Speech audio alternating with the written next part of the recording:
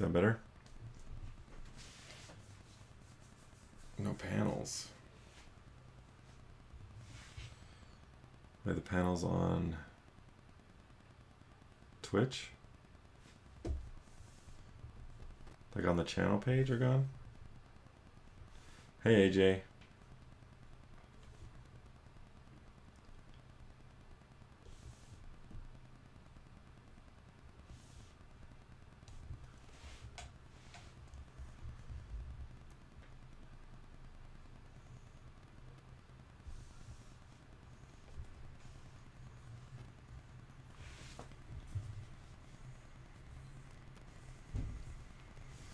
Okay. Oh, yeah, so that's for like the live or for the okay. Oh, whoops. Oh, yeah, so yeah, okay. So that stuff's for the live scene like this. Is this what you're talking about? Yeah, we're starting off with just the webcam so we can do show and tell. You know, it's not as fancy, but um, yeah.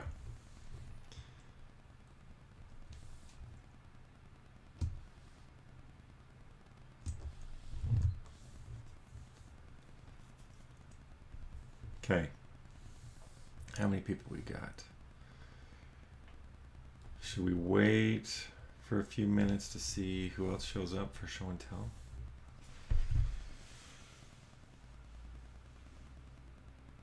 Wait, your internet playing. Yesterday went off and didn't come back. Dang. Yeah, we're doing critique, but we're gonna do show and tell first.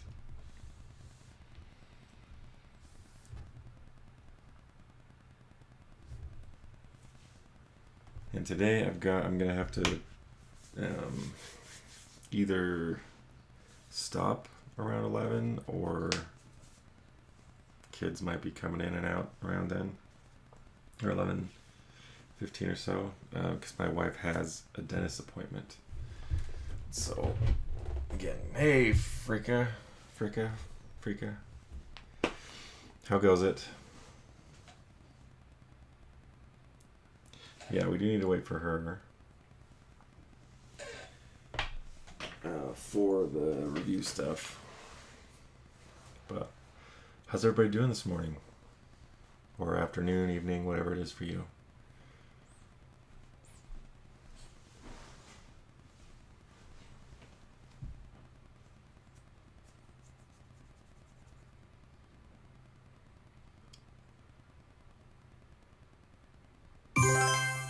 Whoa. What was that? Oh, what's going on with the alert box? Something happened. It's not working.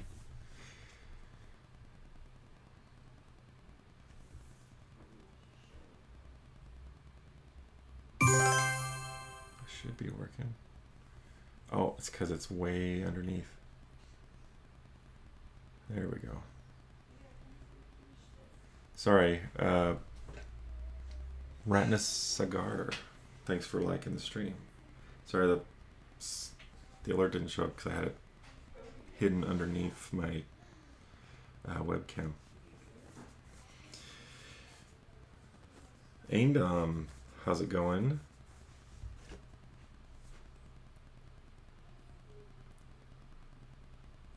Glad you could join us.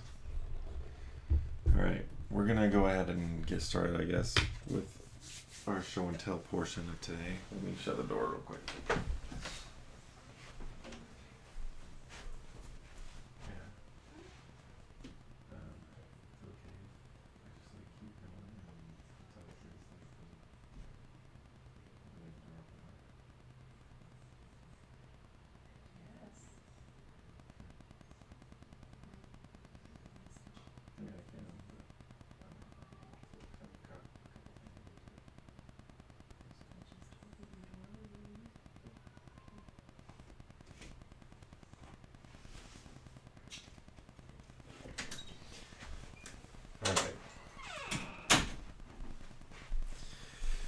Okay, Mutant Marshmallows. Hello and welcome. You know what? I'm gonna turn the music on. I was thinking just feels weird without it now.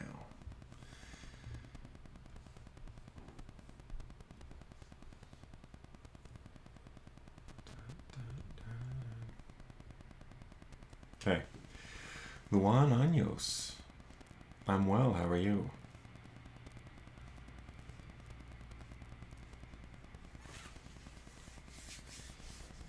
I'm doing well. So yeah, if today we're doing critiques for subscribers. So if you're a subscriber and you're on Discord, you can put your stuff in the subs chat, or if I, for whatever reason, didn't get you assigned the sub role on Discord, you can put it in like the general chat. Okay. It looks like we got some from AJ. That's good.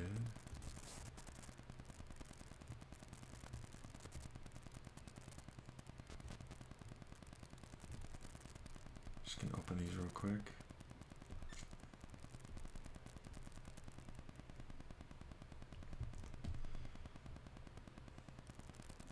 Yeah, okay. Anyway, it does not have to be character design. I mean, I may not be able to critique something that's, you know, way out there. But if it's like art related, you know, we can still do it. I've done quite a bit of art directing for 3D as well, so. Oh, you're writing an honors proposal and you have this on? That's intense. Okay, did that not work?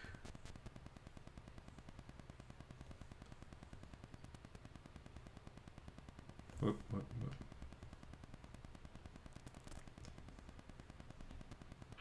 There we go. Okay. Okay. All right, let's get started. Show and tell. First up is this one, The Art of Morris Sendak, which is a cool book. Yeah, this one is a cool book. It has quite a bit of artwork in it, but it's also like a biography. So there's a lot of text as well. But it has these awesome fold-out pages. Let me get rid of the dust jacket for a sec. So it has a few of these in it where it's got like these fold-out pages, so it's like a even more than a full page spread illustration, which is cool. Anyway, really cool, really interesting book. Like I said, it's got a lot of these fold-out illustrations, which is awesome. Yeah, so it is cool as an art book, but it's also got a lot of information in it, lots of text. It goes through, it talks about his career, talks about, yeah, it's like a biography, basically, but also has some really cool sketches and full illustrations and all kinds of cool stuff. Yeah. Good times. Good times. Hey, you need to drop the dating profiles thing. Someone's gonna take you seriously one of these days. Yeah, lots of pretty pictures, lots of cool words. Anyway, so that's the first one. Cool stuff. Yeah. Art of Morris Sendak. There's one. This one, I really like these books. Everyday Fashions, Sears catalog books. So this one's Everyday Fashions of the 40s, and it's basically just a bunch of Sears catalog stuff, but it's really good reference for costuming. And they've got a bunch of different decades, you know.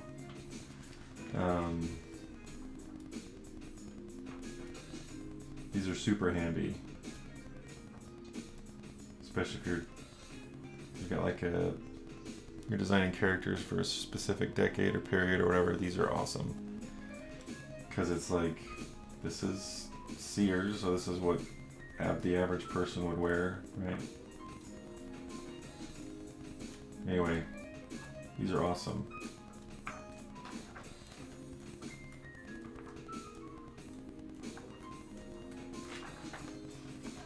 Anyway, very cool. Very cool.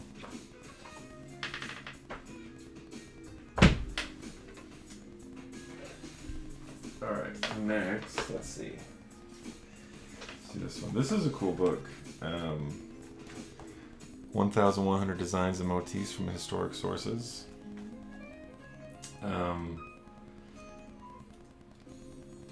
It's got all these plates, or we'll get past all of. So all of this stuff is descriptions of the different images, which is cool. It starts with goes into Egyptian designs and motifs, Assyrian, Greek and Etruscan, Pompeian, Roman, and with all of these it'll have, like in the descriptions in the front, it'll have dates, like roughly when these were. Japanese, Indian, Persian, Moorish, Byzantine, Gothic, metalwork. Yeah, all this stuff is really cool. I've used this a lot more than I even thought that I would when I first got it. Especially with monomyth stuff, because I'll look at this stuff. Kenji Sakamoto, thank you.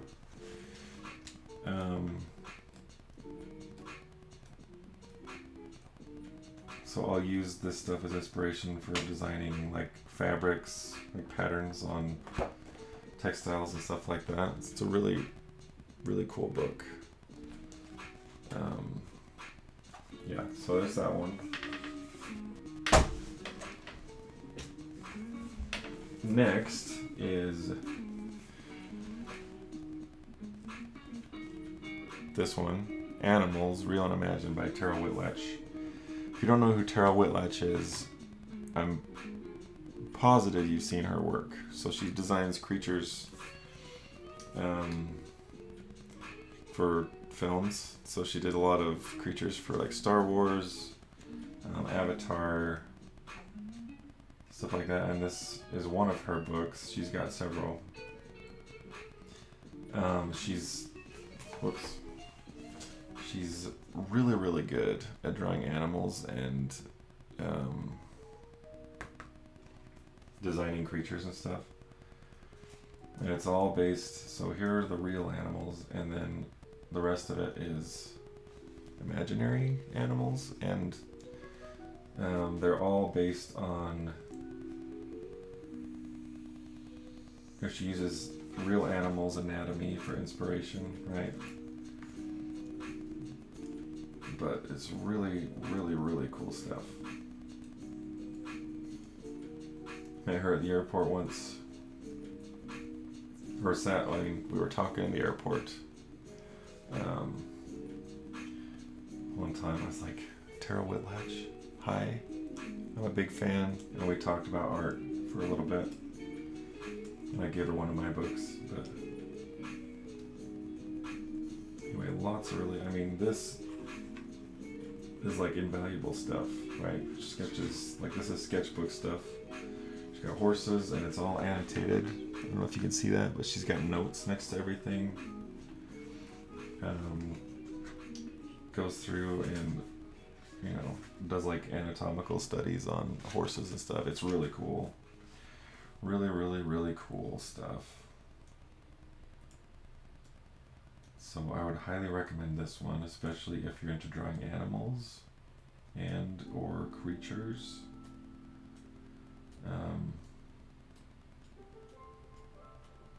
Yeah, it's an awesome, awesome book.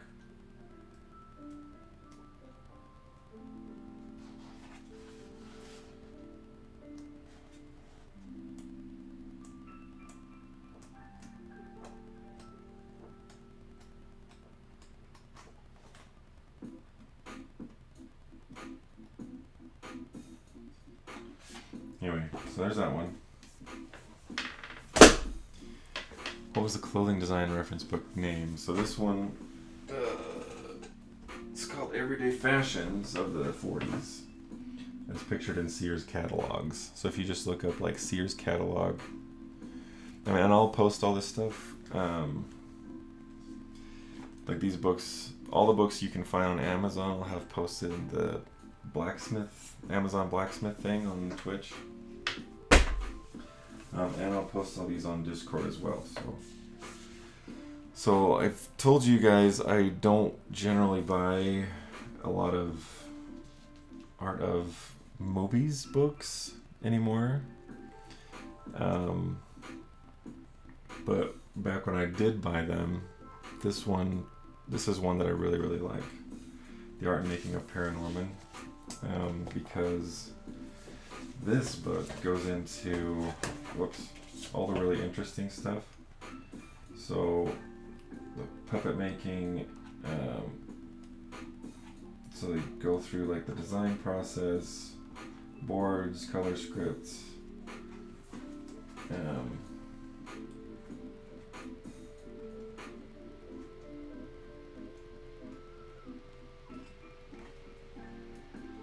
they get into all the puppets, the process behind all of that, the construction of them. This one is really cool.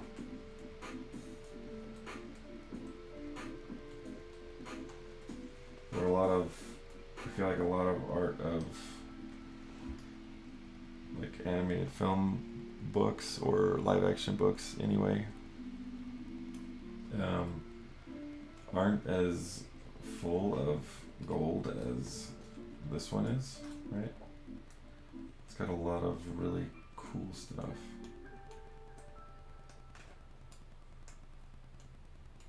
Anyway, so that's a good one.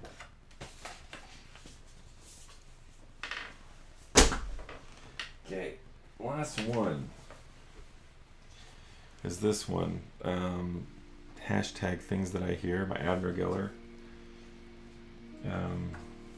It's just, so this is a book that he did based on things that people overhear, right? So I have these quotes. Wait, you didn't Google him first, right? Just all these illustrations based on phrases that people hear, and he had family members and friends and fans and stuff send him funny things that they overheard or things they thought would make interesting illustrations, and it's a fun book, lots of fun artwork as well. And I'm not sure how easy this one will be to find, but I'll look, and if I find it, I'll post a link to it. Okay. All right, that's it for show and tell today. Now we're gonna get into drawing over some of this artwork that was sent in. So let me really quick make sure I've got all of these.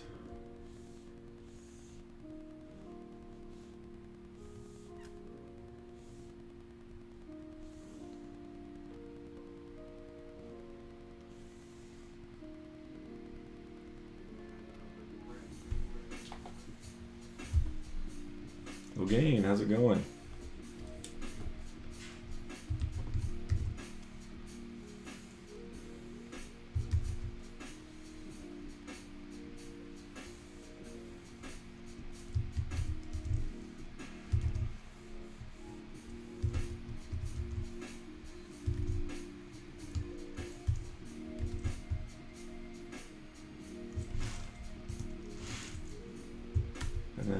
check Discord real quick to make sure there aren't any there that we missed. And then we'll get into it.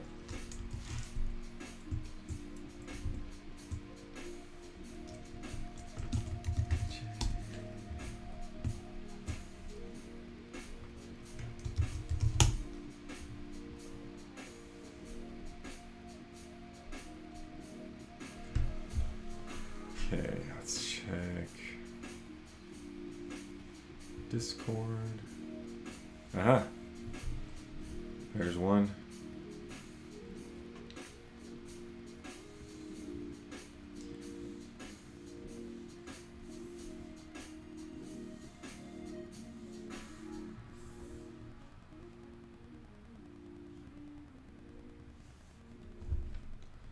Got some good ones. That's awesome. Okay, and if anybody else, like if any other subs pop in and decide they want to participate before we are done, it's Danny Porsche is now following. Thank you, Danny.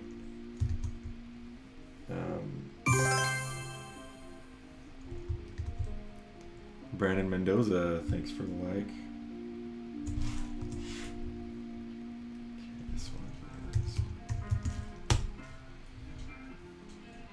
What did I do?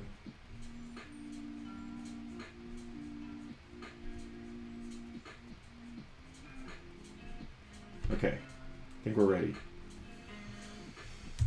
So let's bring this over. Rahat Al-Yis and Rahat, welcome. How are you today?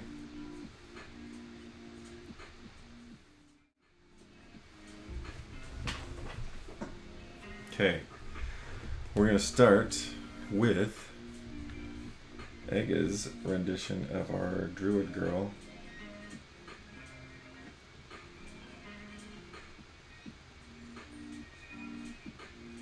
Okay, we'll start with her. We'll talk about her body and stuff, because you also handily sent us some nice looks at her, just her head, which is great. And since we just happen to have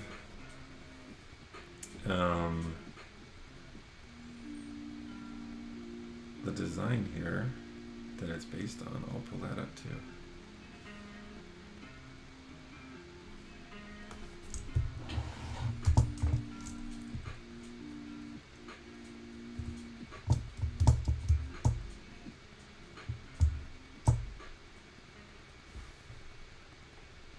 Okay, so here's our Druid Girl. I'm just going to grab the line art since I don't necessarily need the rest of her. And then maybe we'll grab these two just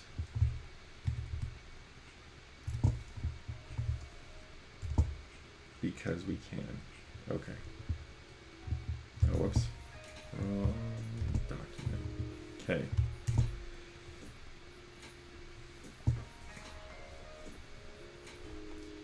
All right, so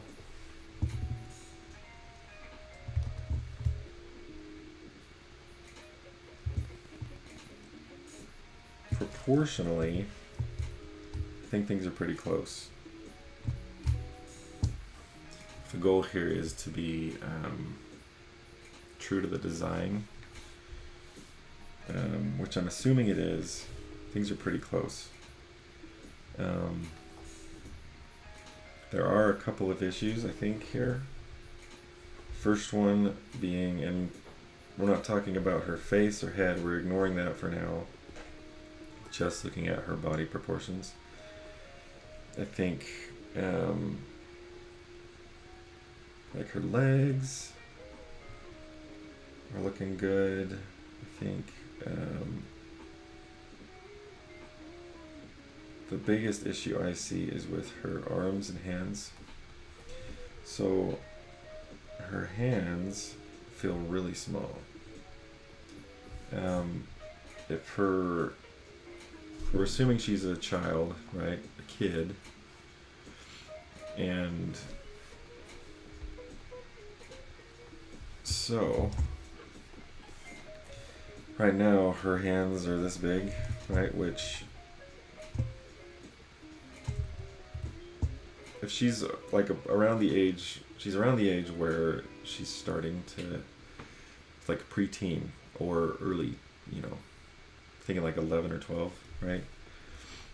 Which is about the time you start getting bigger hands. Really, really small hands make your character feel like the only people with really, really small hands are really, really small people, right?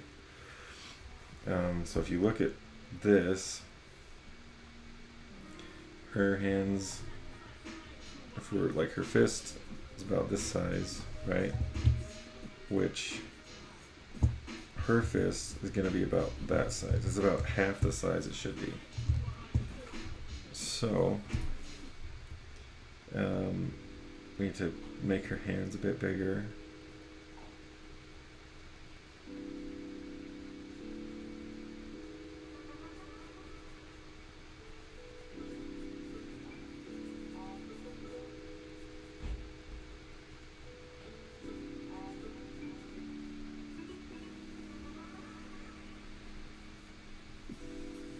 Let's look at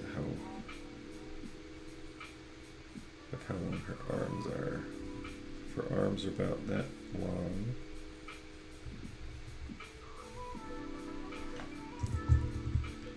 Rotate that down.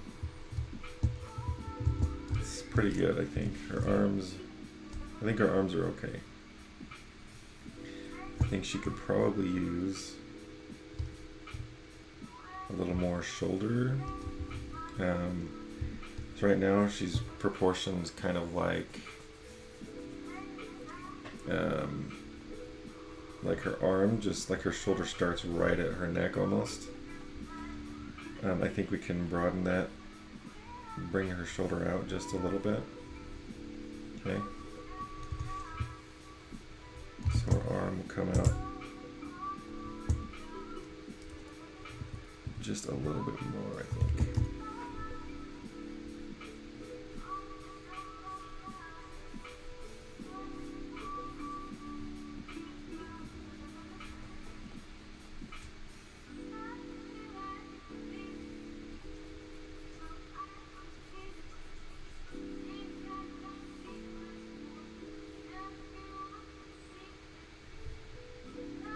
Let's see. That's the biggest issue, I think, is just her hands are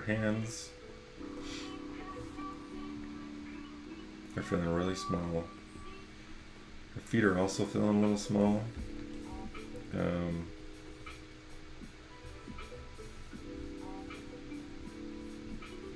Well, maybe not. I think they're okay, actually.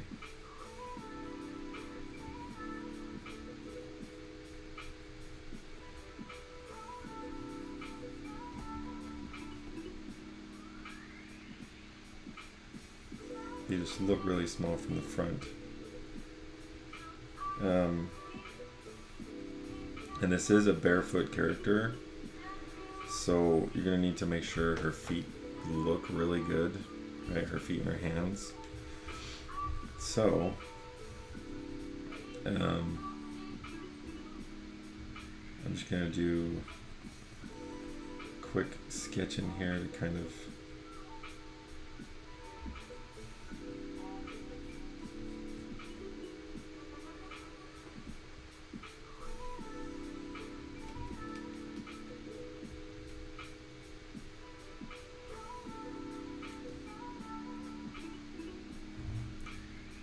going to do a few quick foot sketches.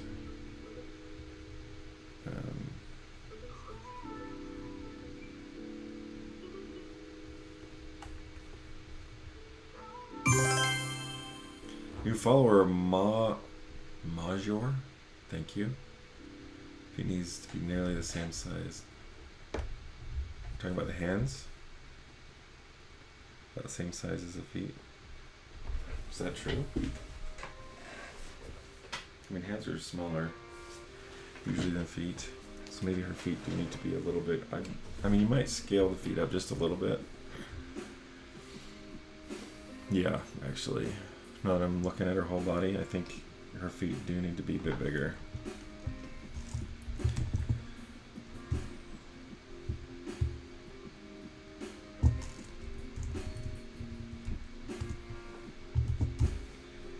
Right about there. And then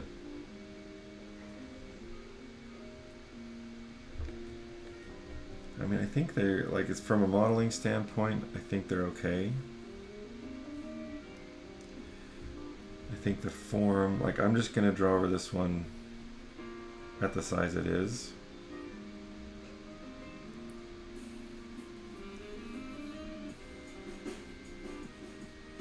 To kind of show you, these are kind of the planes I am thinking about here.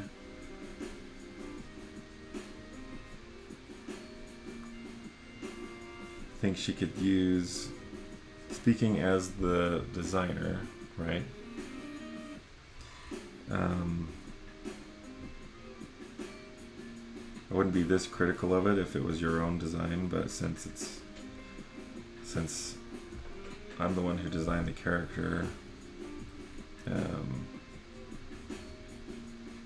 I can actually tell you stylistically how it should be, right? So proportionally, I think the hands are okay as far as like the modeling goes, but I think you could use a little more angularity in there. Right now they're feeling really soft and round and squishy like Tootsie Rolls. Okay, I think you could use a little more obvious planes, if that makes sense. So if we're looking at the hand,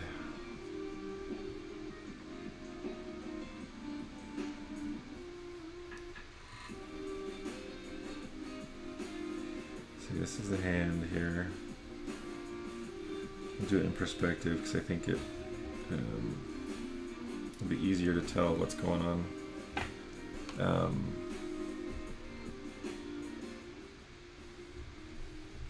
From the standpoint of, as far as the planes go, if it's in perspective. So,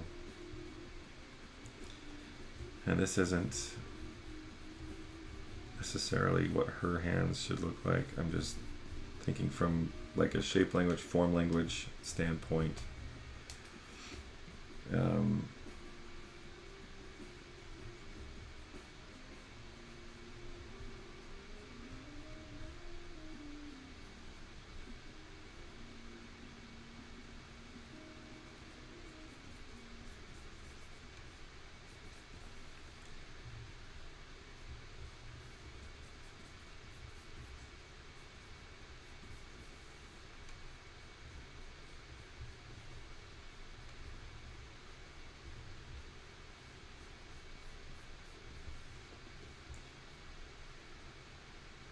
Okay. Just gonna really quickly throw some paint in here.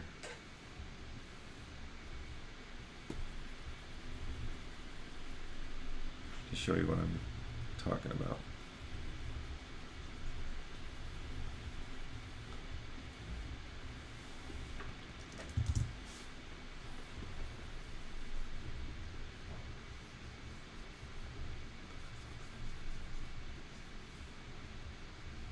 And I'm getting pretty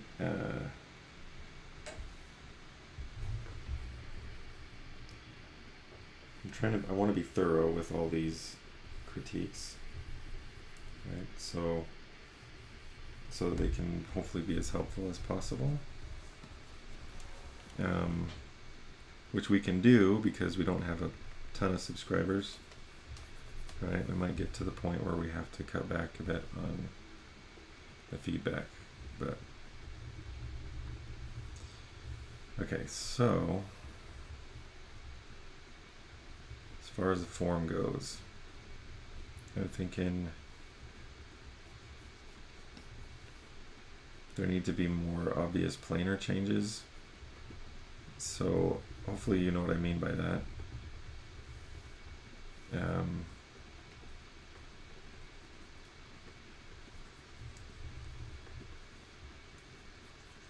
Actually, you know what might be even more, what might be better is, let's look, whoops, right over my books. Let me show you something really quick with this guy. So, PJ Elliott, we're doing critiques on stuff today. So, right, hopefully you can see this. So this was a character, oh man,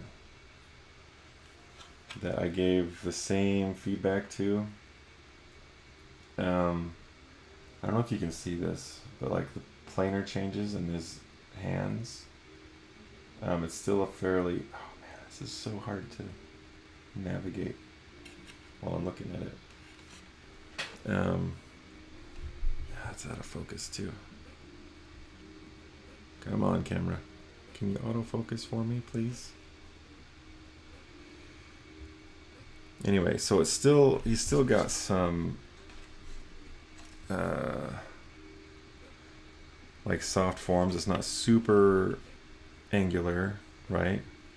It's not super edgy or anything like that, but you can see the planar changes, right? There is a bit of angularity to them. And actually, maybe I'll send you a link to Borislav's ArtStation.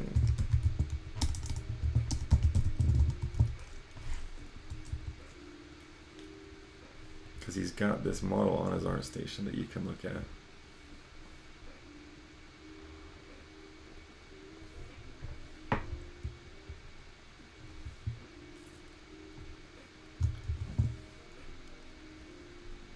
Okay, here is a link to that model. He's got it on his ArtStation.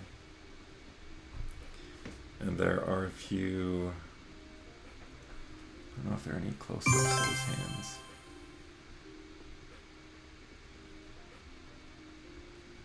But yeah, so let me grab this really quick.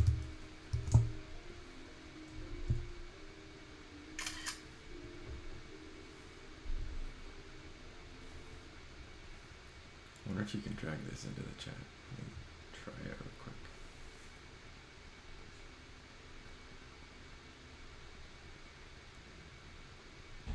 No.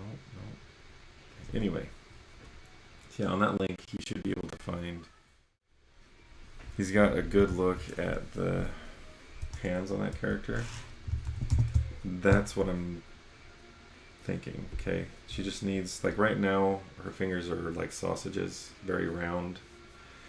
And I think overall, I think we need a little more angularity in them, and a little more obvious planar changes. And make sure that we don't have a really good look at her hands right now, but just make sure that her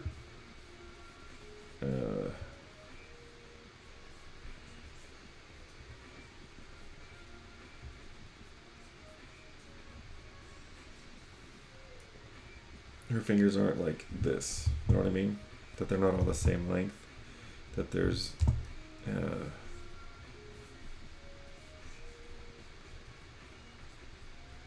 there are some definite differences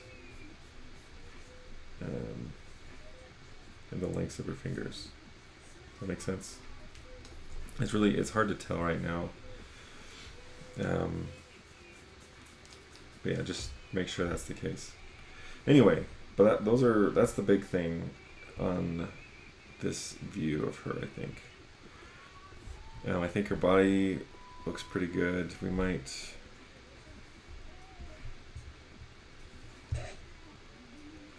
Let's look at her head real quick. Okay, let's move on. I think you met Borislav. We took Dylan Ekron's class together. Yeah, I remember he took that.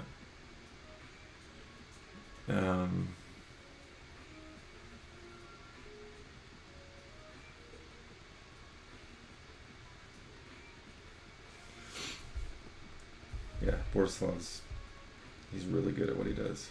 Okay. All right, now.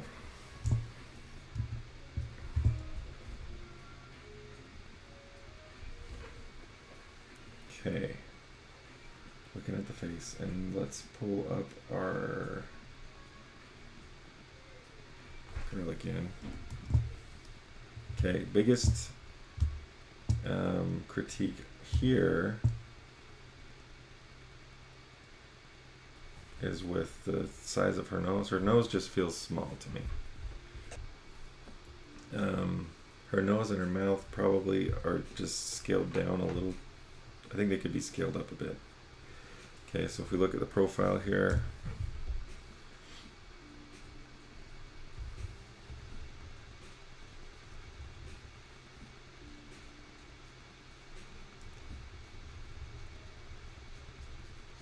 it could come out just a little bit more, but the biggest thing is it's feeling really narrow.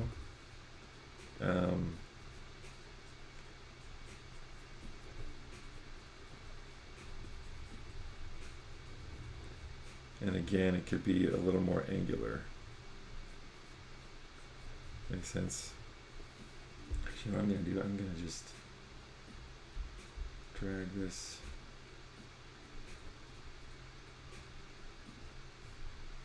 I'm just going to paint on here, okay?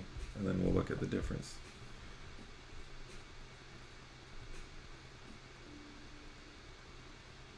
Oh, we want our girl there.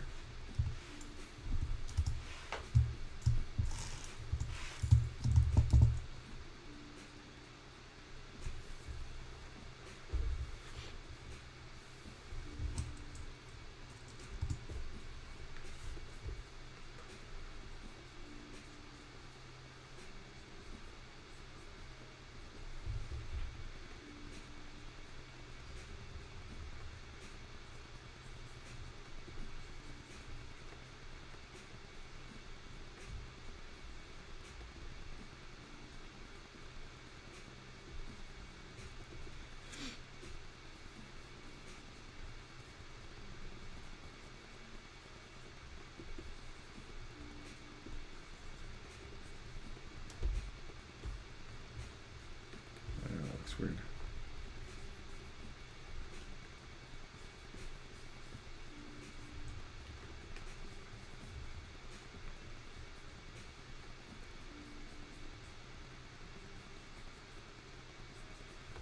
I went a little overboard.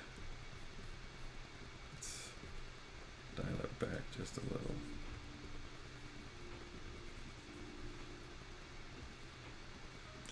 Actually, I think it also needs to come down a little bit. Maybe that's the issue here.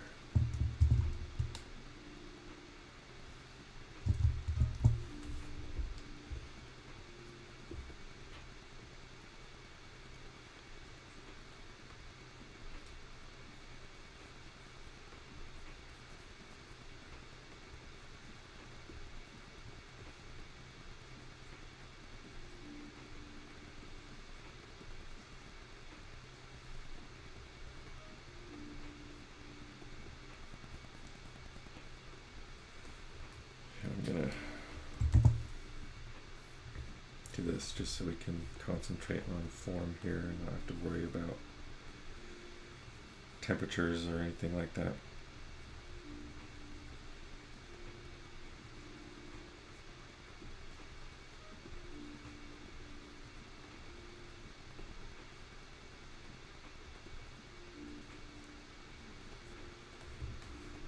Yeah, I think the nose could just be just a little less button nose, a little broader and heavier, right?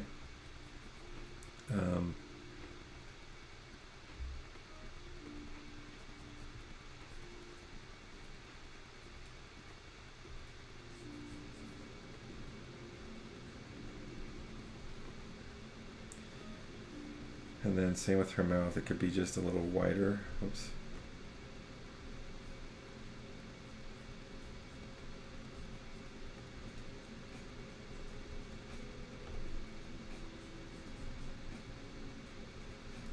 But as far as like the forms and stuff, I think this is a nice sculpt.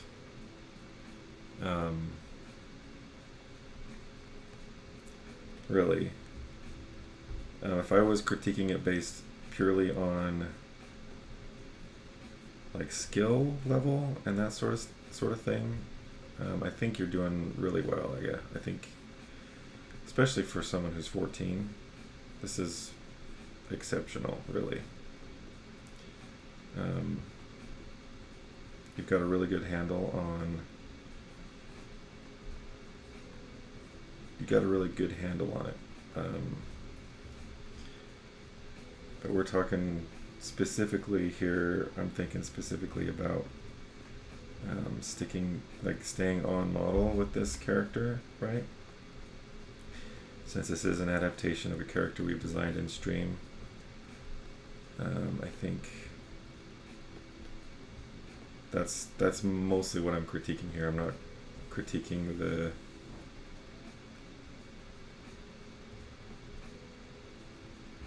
like if this was your own character and stuff, I'd have a lot less to say, if that makes sense.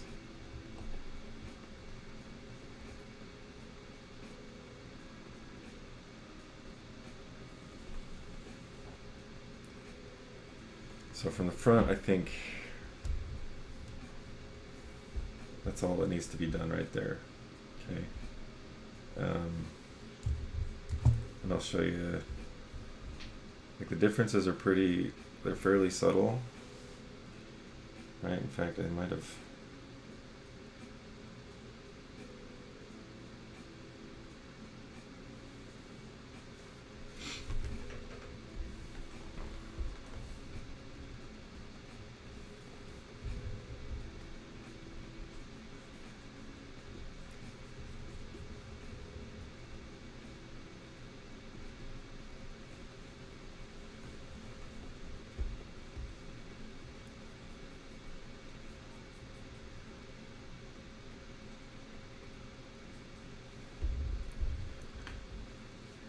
Gain, Vega is super intelligent. He's just 14 and he did better than a much older person. Yeah. Yeah, you are doing very well.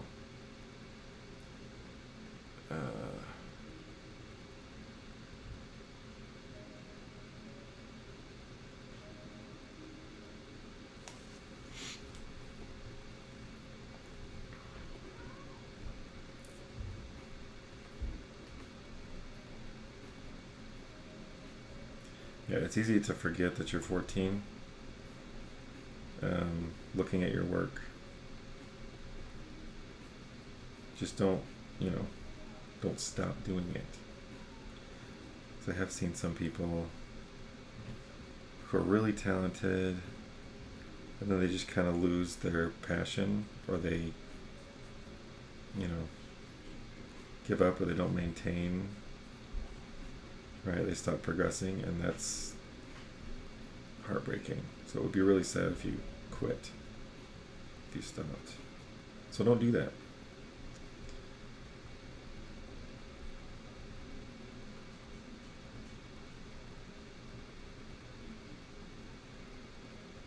Because you've got a really good thing going.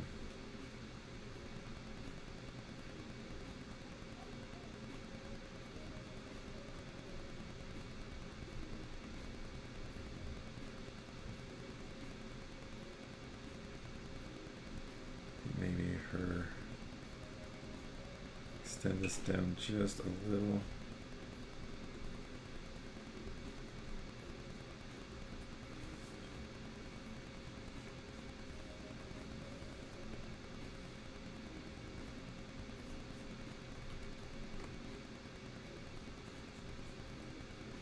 As far as the shape of her face goes, I think we could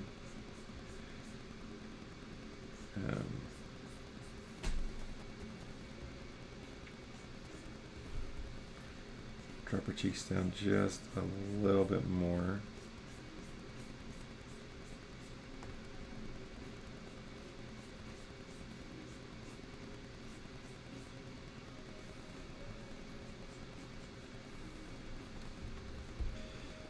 Okay.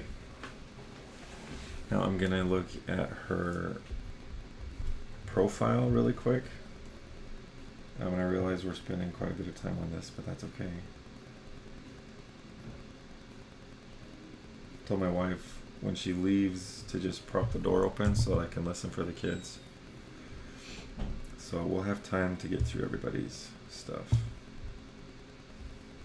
Okay, so I mean, like I said, there's subtle changes, just little differences, but it'll help her feel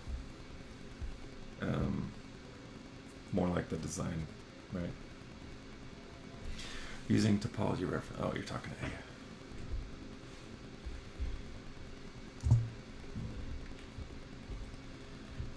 Okay, her.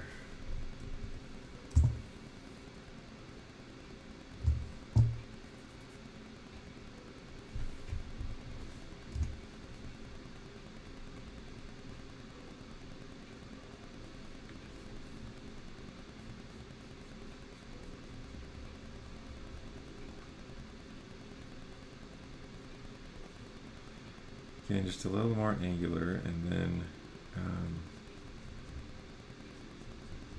think her lip should be more prominent here as well.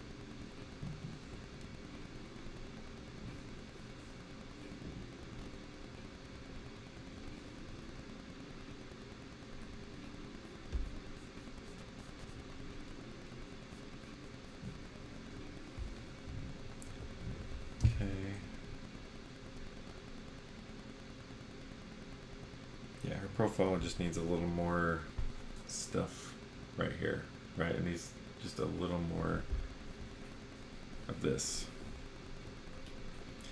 And then the other thing that I think would, level this up just a little bit is this transition here from her head into her neck. Right now she feels like a Barbie doll or something, where the head's just kind of like stuck on the neck. I think we need to smooth out this transition a bit, right? The neck should. So if you're thinking about anatomy, there's this muscle right here in the neck that goes from like your collarbone here up behind your ear. And so it doesn't, like right here, the reason she feels like a doll is because it's missing this connection, right? There are all these muscles that connect to your skull down into your neck. So we're just missing some of that.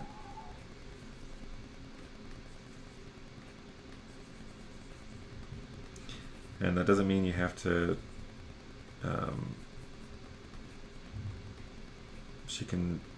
you don't need to define those muscles, right? I think you just need to smooth out this transition a bit, right? Make it feel a little more natural. She can have a perfectly, really smooth neck without defining any of that stuff, because she is fairly stylized, right? But we just need to make that more of a gradual transition between the head and neck than the abrupt one that it is right now.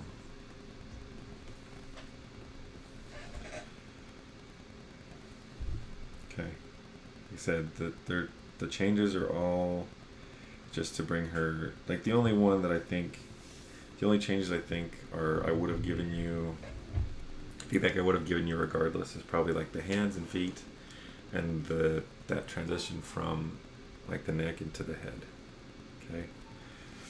The rest is based purely on bringing her on model, right, with the concept. But nice job, dude.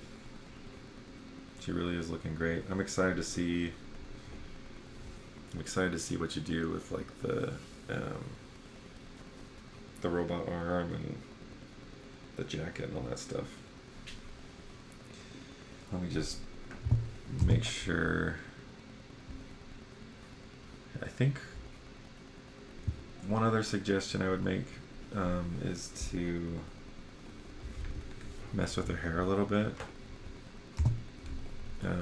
Like this right here that you've got is nice, right? I think we just need to bring some of these other dreads out a little bit more, you know? Give her a little bit more height there. Even it out just a little bit. You know what I mean? But nice job. And if you, yeah, I'll put these files on there, and I might do, you know what, let's do a GIF real quick. How's that sound?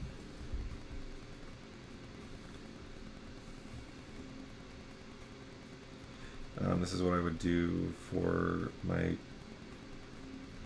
modelers on this other project. Do a paint over, and then I'd make a GIF that kind of transitioned between where the model is at and where it should be. Plus, it'll be handy for you, those of you who have never done this before. So if you go in Photoshop, go to Window, Timeline, it'll bring up this thing at the bottom. Make sure that it says Create Frame Animation here. You got Video Timeline and Frame Animation. If you're doing a GIF, you want it to be on Create Frame Animation. So this will be the first image, right? You just push Create Frame Animation and it creates a frame. Then you create another one with this little plus symbol right here.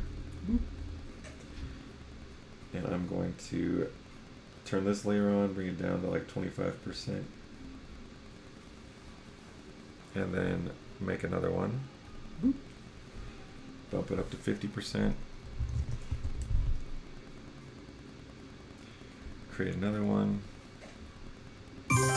Bring it up to 75%.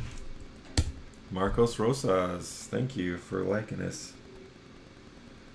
And then do another one. Bump it all the way up. And that's it. And then, oh wait, and then we do another one, bring it back to 75, do another one, bring it down to 50, another one, bring it down to 25. Okay, and now what you can do is you can adjust how long each of these are displayed for. I'm going to say 0.2 seconds for each of these.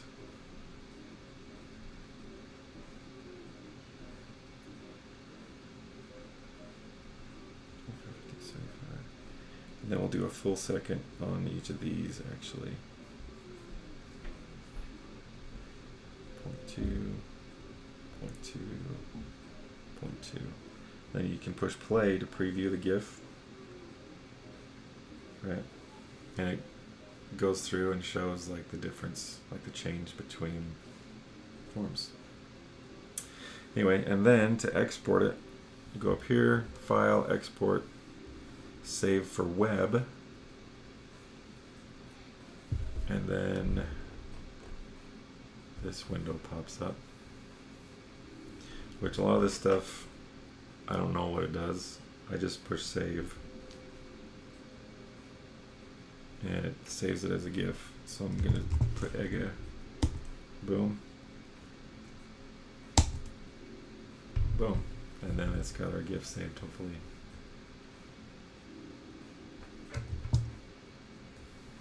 See, I'll pull this in here. There's our GIF. Pretty slick trick.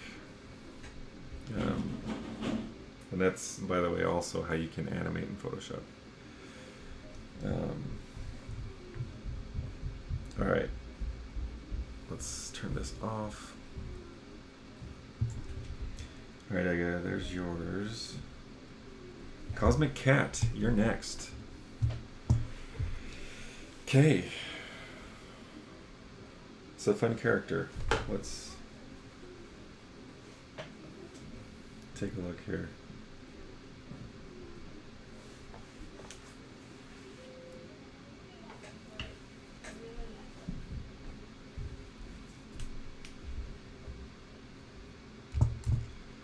All right.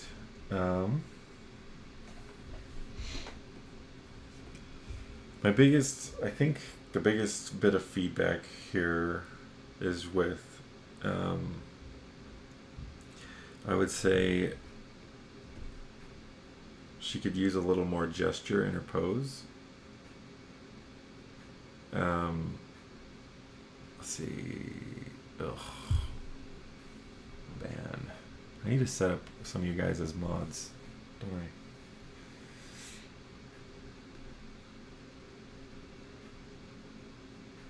Ban. Okay. I feel so much their enemy. It's not that bad, really. She's cute. So, I think my biggest bit of feedback would probably be you could put a little more life into her pose. So right now she's got a fairly stiff gesture, if you can see that. I think if you threw a little more a bit more of gestural line in there, maybe tilt her head a little bit.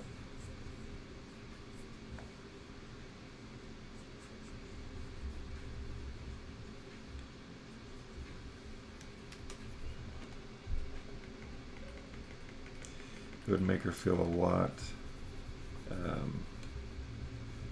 The appeal of her character, not that she's not appealing, I do think she's fun, but the appeal of your illustration here would level you up a bit. And I think, oh man, I keep getting little, my mustache is shedding. I keep getting little mustache hairs in my mouth, which probably just gross some of you out with that, but it is clean, you know, I shower and stuff. It just drives me nuts. And then you can also tilt her hand a little bit, you know, make her feel more like, because right now it's like a really stiff, sort of like, you know, Princess Parade wave, where if, you know, you bring her up and like tilt, you know, give her a little bit more motion all over the place. All right, just tilt her hand a little bit, give her a little more motion, like this S, like a sort of S curve in her pose, right? Tilt her head this way, tilt her body, push her hips out this way, right? There's a lot more curve in people's limbs and stuff than you might think.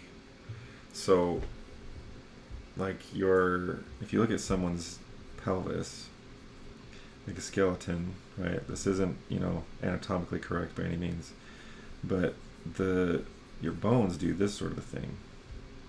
Right? They come out and then in,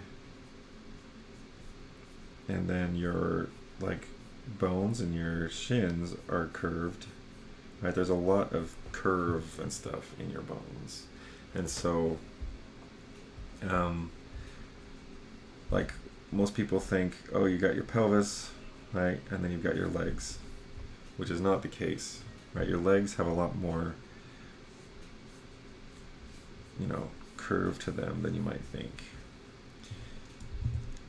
so you can accentuate that, right? Do like some S-curve stuff in her legs. And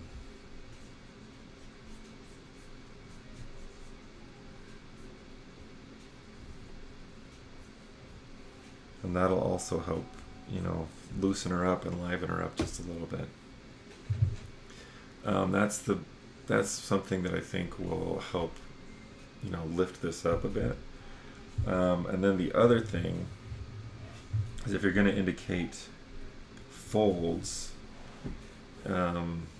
actually, you know what? For you, I'm gonna post something in the sub chat. I'm gonna do it right now before I forget. I put together this PDF on fabric anatomy. I think I've got it in Drive here somewhere. And it talks about different kinds of folds, and how different fabrics react to, like, how they do all that stuff. Let me see if I can find it. Fabric anatomy. Boom. Alright, I'm going to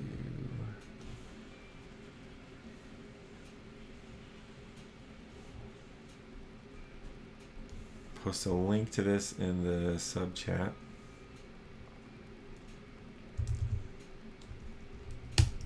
So you can look at that. Hopefully that's helpful. But right here, you've got her, she's wearing, I'm assuming this is denim. It looks like denim. Right, and so denim's a fairly thick fabric. And right now, the folds you're indicating, this is like the kind of fold that would happen if she was wearing like really thin,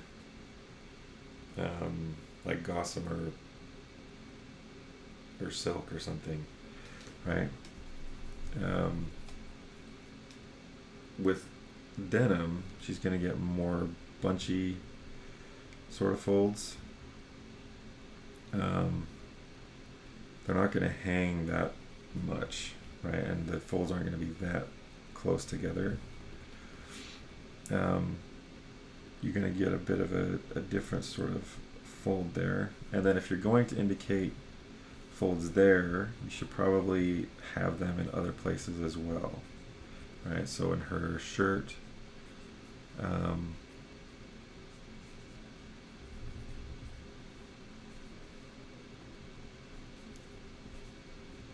she should probably have some as well, right?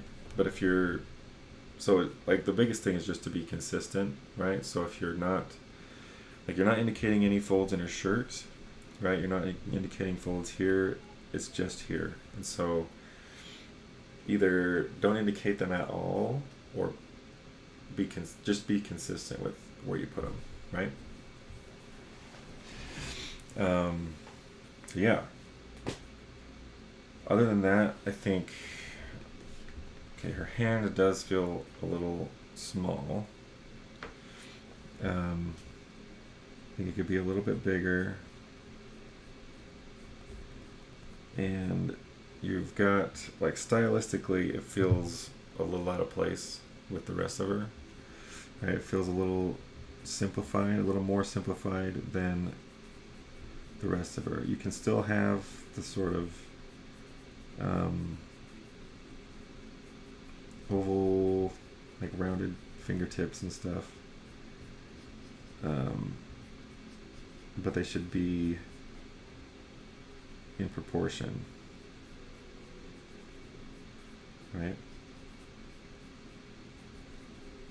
Because you've got her, the rest of her has got fairly stylized but representational proportions.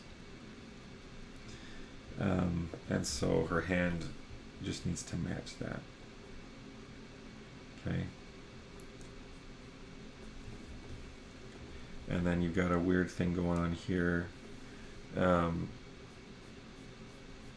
This can be, when you're, so the tricky thing about stylizing anatomy is knowing what to stylize and what not to, right? Why is Oh, there we go. And so her arm, like if you're drawing something representationally, you're going to get a lot of this sort of stuff going on, right? Lots of little lumps and things.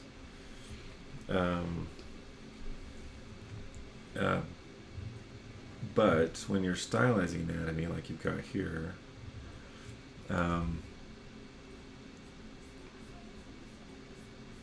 it's important to know or to practice and study how other people stylize things, right? So right here, you've got her, this muscle coming in here a little bit too soon, right? It comes up a little bit higher. This one, whoa, what is going on? What is going on? What the heck?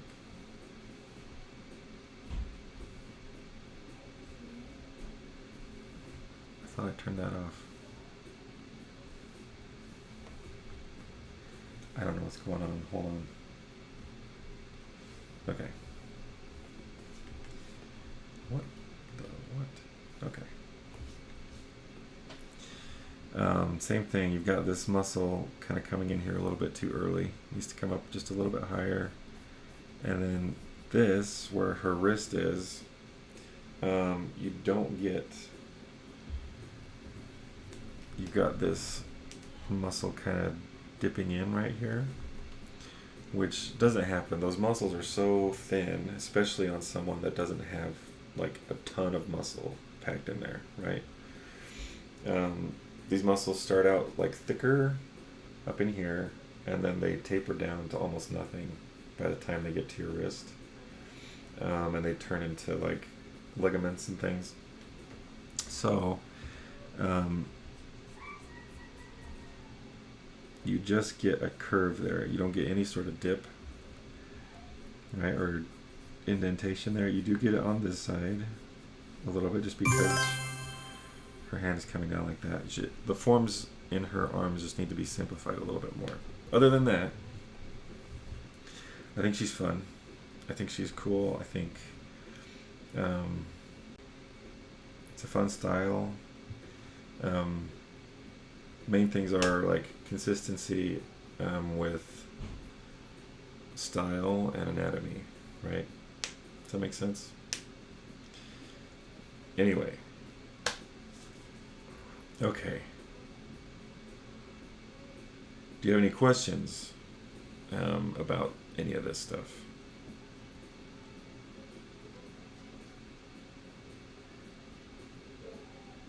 Or anything that you want me to address or talk about?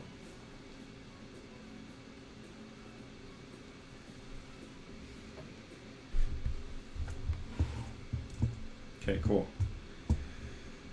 All right. Oops. Okay. AJ, you're next. You've got quite a bit for us. Let's start with this one. Is this, I'm assuming this is all for, when I first saw this I thought it was maybe a character lineup, but it looks like this is all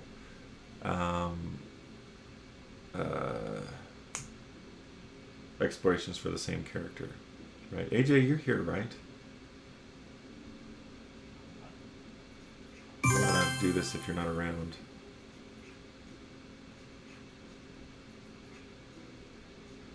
Tota Gomez, thank you. AJ? AJ? Are you here, AJ?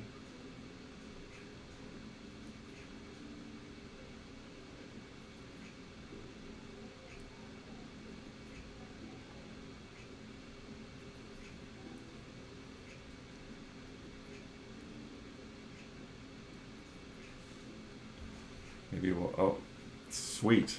Okay.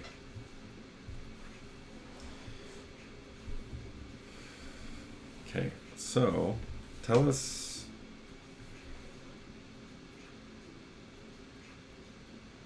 a little bit about this guy. So is this a character for a specific project, or is it just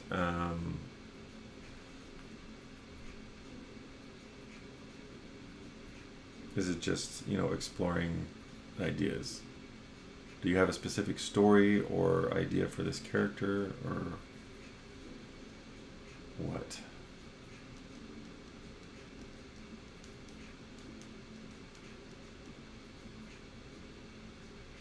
Yeah, this is really slow, isn't it?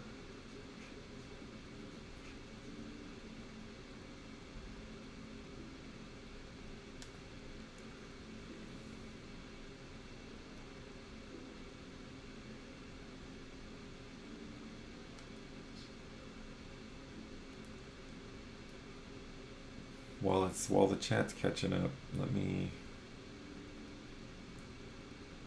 talk about this guy a little bit. Just in terms of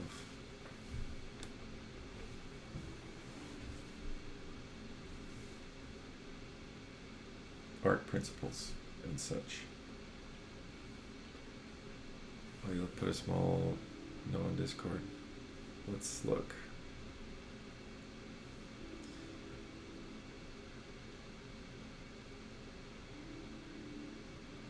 An artist who spent quite a lot of time to perfect his craft and skill over the years. He really doesn't care much about how he looks or what people think about him.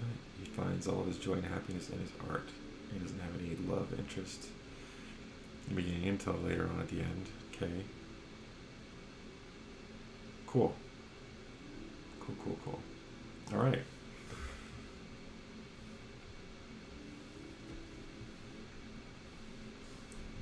Let's...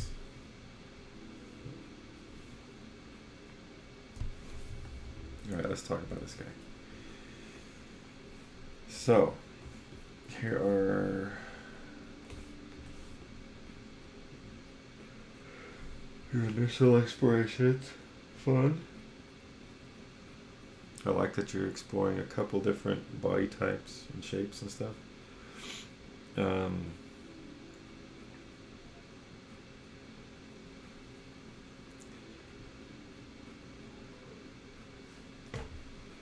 Okay, I like the tall, lanky sort of look of him. I think it helps.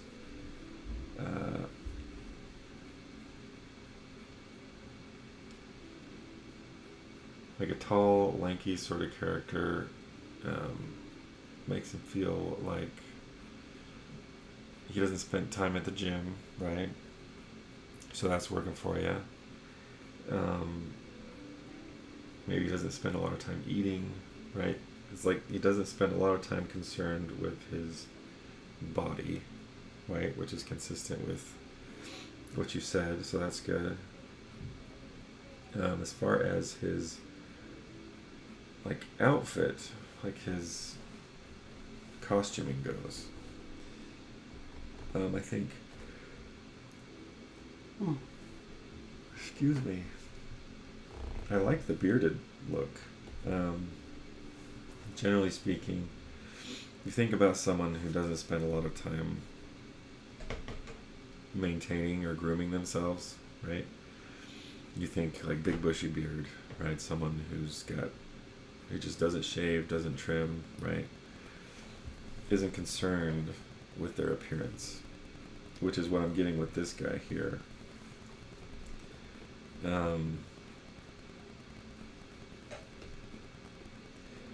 And the sweatpants, like what you've got in here, sweatpants and stuff help to kind of just say, hey, this guy, I mean, if those are sweatpants, they may not be, but the big baggy pants, they look comfortable, they're more about function, more about comfort than style, right?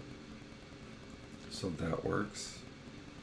The rolled up sleeves also communicate, yeah, he's here to work, he's here to be productive. So that's good. The beret, I'm not sure the beret, and like I said, I'm just looking at this page, right? Not at the final design. The beret, I think, is more of a symbol of a fine artist, classy, upper class sort of artist. Someone who was like a Parisian painter who prides themselves on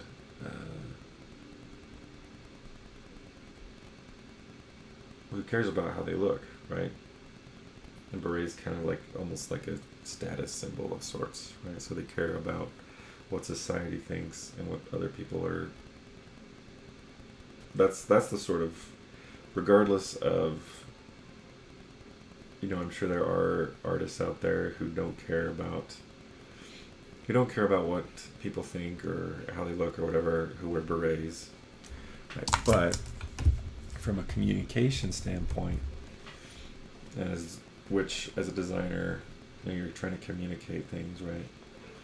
A beret, people see a beret and they think, yeah, this is an artist, but they also think this is like an artiste, right? Like someone, like a classy sort of artist, right? Which I don't think really suits your character all that well. But I like the beard, I like the sweats, I like the rolled up sleeves and stuff. I think all that stuff works for him. I'm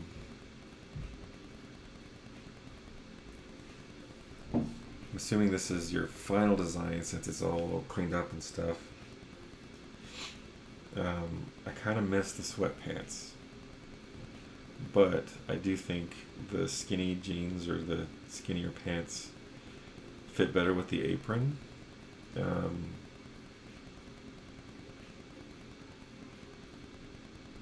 I like that he's got like a little bit of a belly, right? Skinny guy with a belly. I think that works.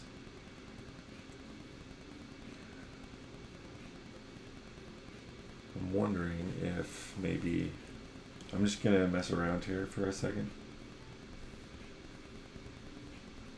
I'm wondering if he had just a little bit baggier pants. Maybe they are rolled up a bit, right? It seems like you've taken, like what was working with the other guy was that you had these really cozy pants, right? Really cozy outfit. And here he's wearing, it looks like dress pants and dress shoes with heels, right? Which is like the opposite of comfortable wear, right? If his ankles are this thin, it might be kind of fun to give him like big cozy shoes. Maybe they're like Velcro shoes, like that people associate with like old people. The old people wear them because they're super comfortable. Oh gosh, why does this keep happening?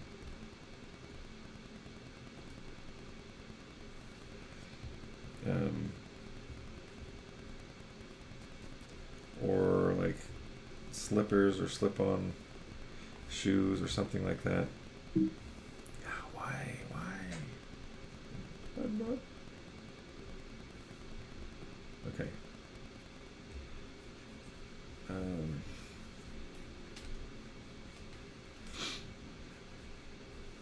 gonna lower this even further so it's easier to tell what's going on.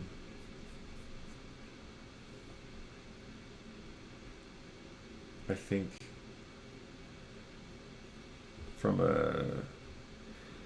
I also think that the goatee and mustache feel a little too tidy, a little too well groomed, I think if you want to stick with like the goatee, maybe it should be a little messier, a little less, like it feels like he's got like a waxed mustache and the beard is like super clean, right? And I like that it kind of looks like it's like the same shape as his paintbrush, right? Which might be what you were thinking. But I think the messier beard fits more with your description of his character.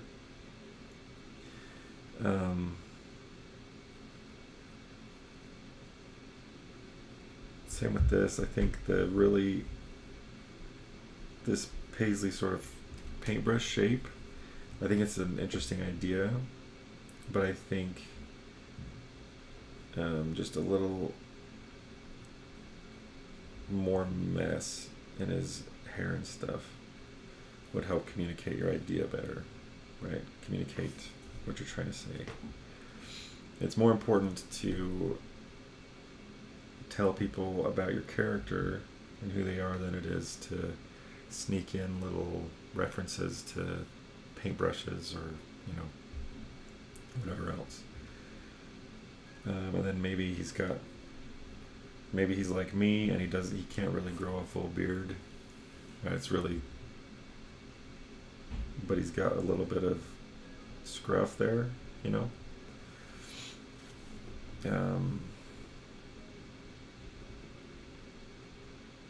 And these are all just ideas, right? These are all just I'm just kind of spitballing here, and not.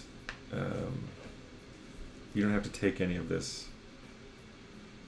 I'm just kind of, like I said, throwing out ideas.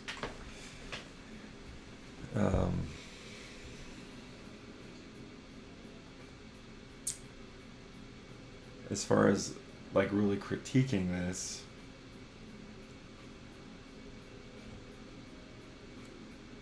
I think there are a couple of issues. Like the biggest issue I think is his ankles feel really, really, really skinny. I mean, he does have like skinny arms and wrists and stuff, but his ankles are like toothpicks. I think if you just made it just a little bit more substantial, they can still be really skinny. But I think if they were just a little bit wider, that would be helpful. And make it feel less like he's going to break his legs just walking on them.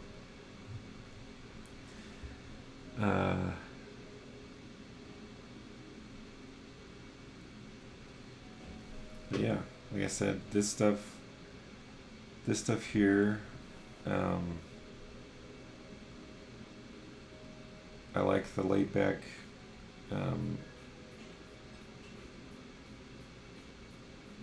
sort of feel of this guy. I think this guy could work. He's got a lot of appeal, but I think you just need to tweak him a little bit.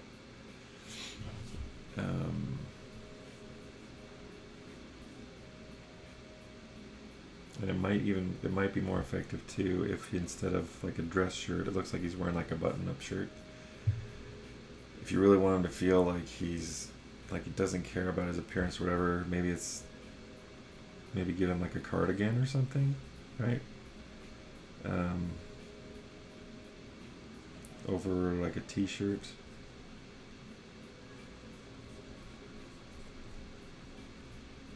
Which might be hard to communicate when he's wearing an apron, actually. But like maybe a sweater.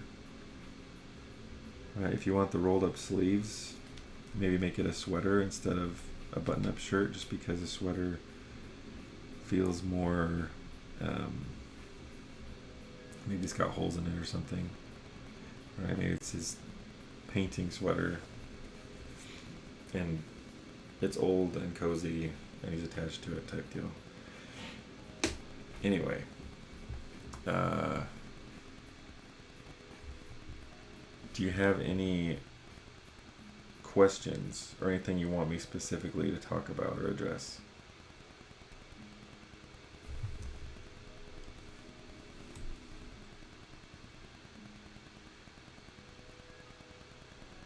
Okay, looks like we've got more from Lava Lamp here. Let's look here.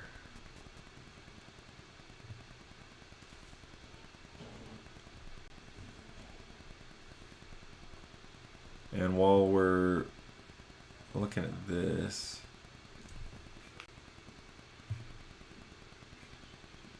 can you tell us a bit about your character, Brian?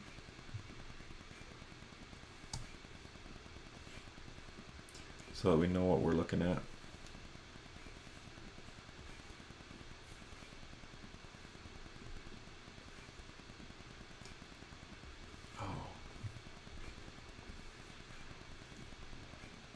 forgot we've got another one.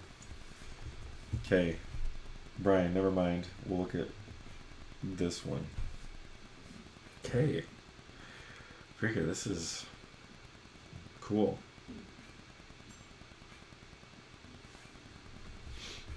This is a fun little illustration. I think we've got an interesting thing going here. I'm just gonna check something really quick. And look at your values. I think they're working pretty well. I think you could afford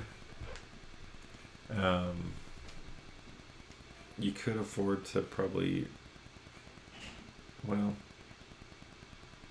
I don't think it would be necessary actually, but you could put a little more light, on her legs. Because they get lost a little bit. Like you see her torso really well, right? But her legs kind of get lost in shadow. I'm just looking at your value structure here. It's not bad. I think you could, bring just a little more light down onto her legs. It looks like she's wearing nylons. You've got like some highlights in here, right? I think maybe if you could punch them up just a little bit, and that would help your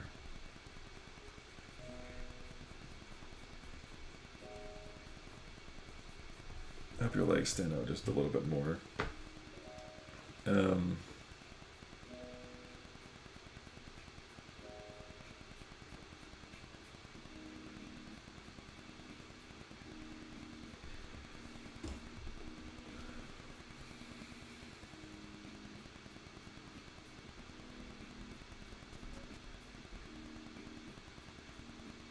Sorry, I'm just thinking.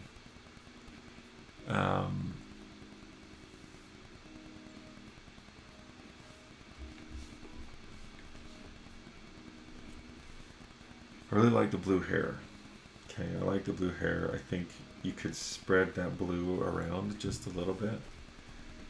I realize this is more of a Landon the Villain. Thank you for following us.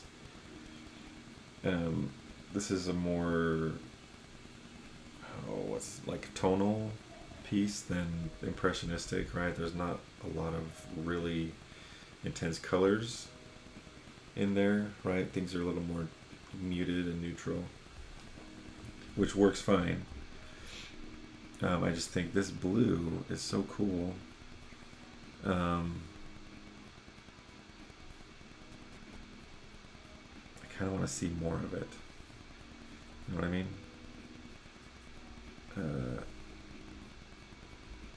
Like maybe just, whoops. Why is this happening? What the heck? So weird. Okay. Maybe sneak just a little bit of blue in the shadows in different places. Just because it's such a fun color.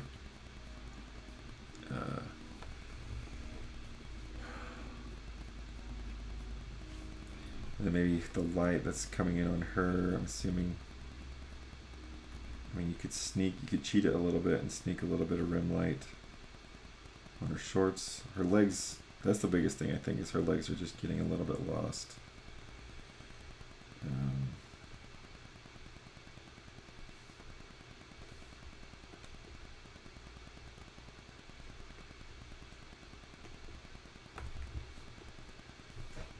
What's going on?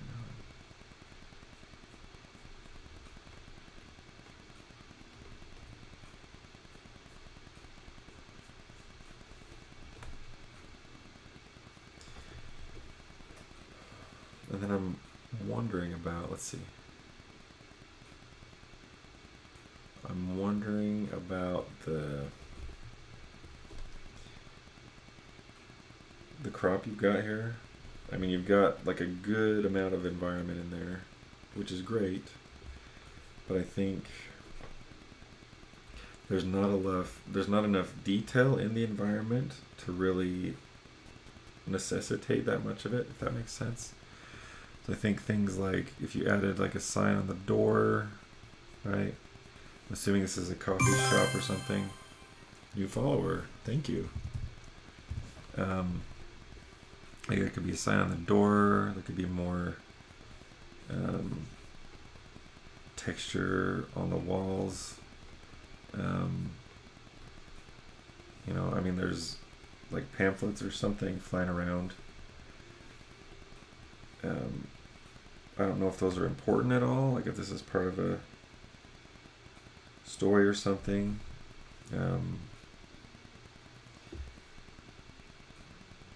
But I think maybe just pack the environment with a little bit more. It looks like you've got like a Japanese inspired, like an anime almost inspired critter on her shoulder.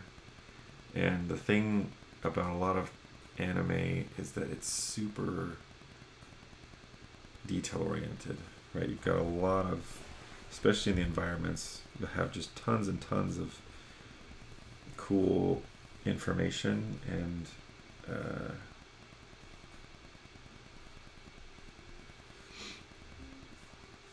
maybe there's like a metal, like the bottom portion of the door is metal or something. That needs to be a little more red than that.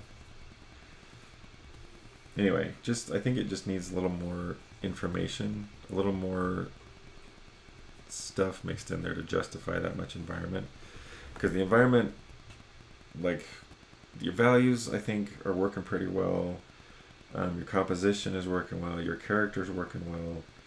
Your little critter on her shoulder is really fun and cool. I think you just need to pack it with some more stuff, right? More details.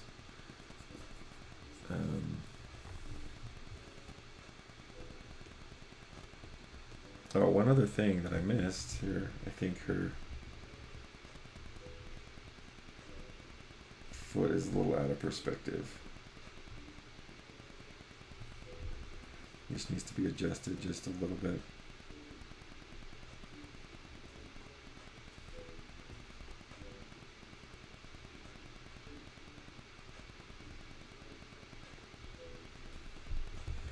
I was feeling like her ankle was just a little bit broken or something.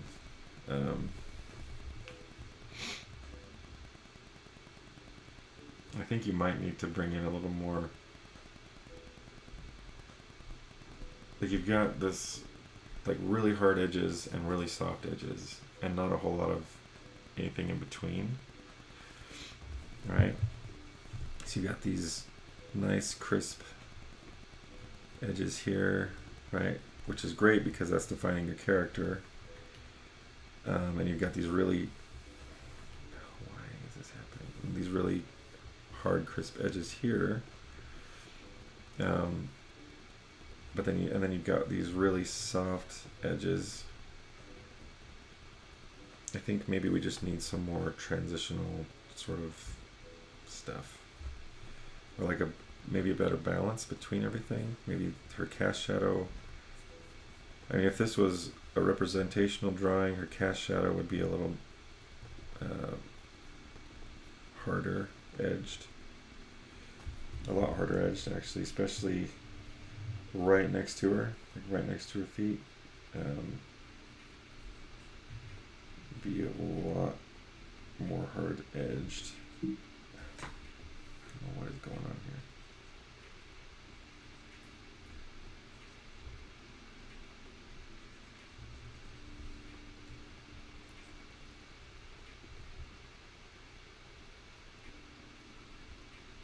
You'd have a little bit of light peeking in there. You can abstract that a little bit, like maybe, I think that whole, hold on, let me do something. Save this real quick.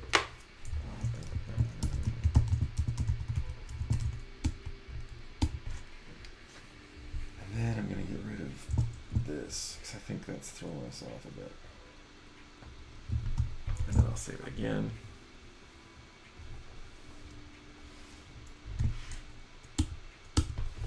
Okay, now hopefully it won't mess with us anymore.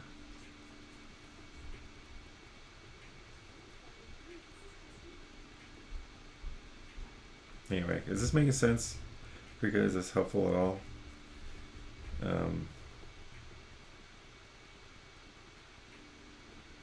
Yeah, I think, like, especially this stuff in here, it feels unnecessary just because there's not a whole lot going on.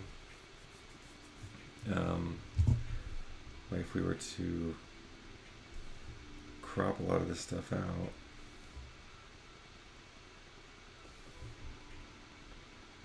I think it would be just as effective, right? Because you still got an indication of like a path coming past her. You've still got, you know, an indication of a door going into the building and stuff, but you're getting rid of a lot of unnecessary information.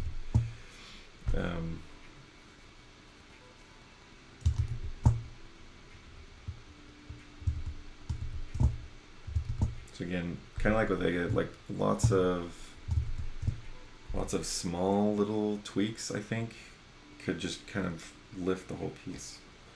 I think if you cropped it and then packed a little more information, more textures, more shapes and stuff in there, because there are parts of it that are really, really cool. Like I love the texture and the tiles and stuff in here.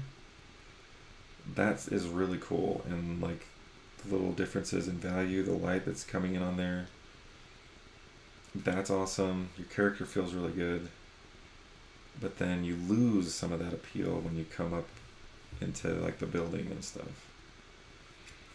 And so if you can just spread the love out a little bit more, I think you have a really, really nice piece. I'm gonna noodle on this just a little bit more. 'Cause I think you're also losing a little bit in here with. Oh, no. It's still happening. I don't know what the deal is.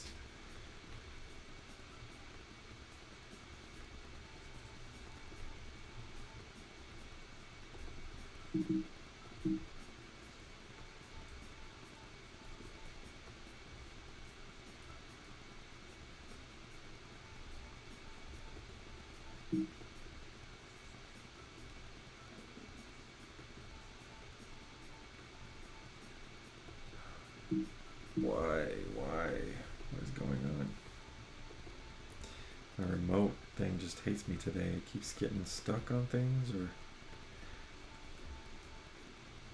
messing with stuff.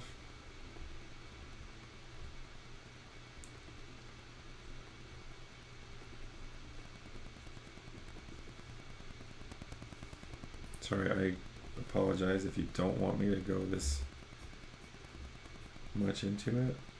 If I'm painting on it more than you would have liked. I think it's really close to being really nice. It just needs a little lift, I think.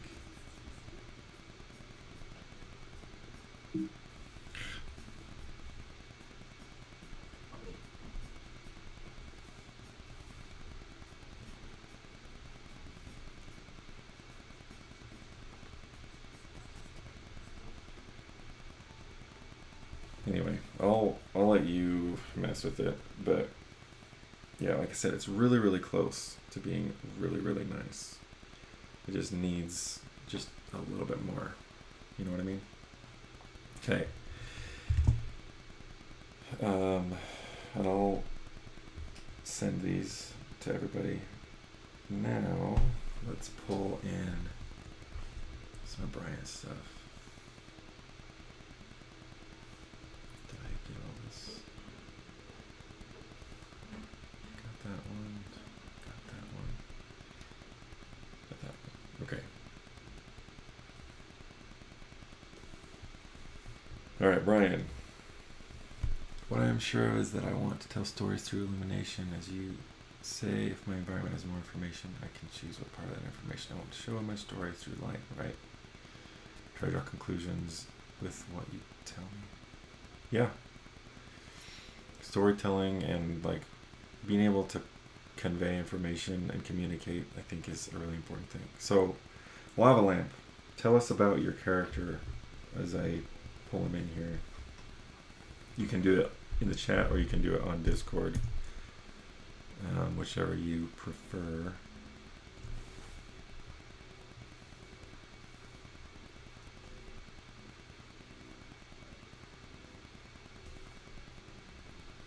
Yeah, freaking nice job. Like I said, it's one of those pieces that it's like just a little bit frustrating because it's like so close to being so good. You know what I mean? Jesse McFly 95, welcome and thank you for the follow. Okay, Brian.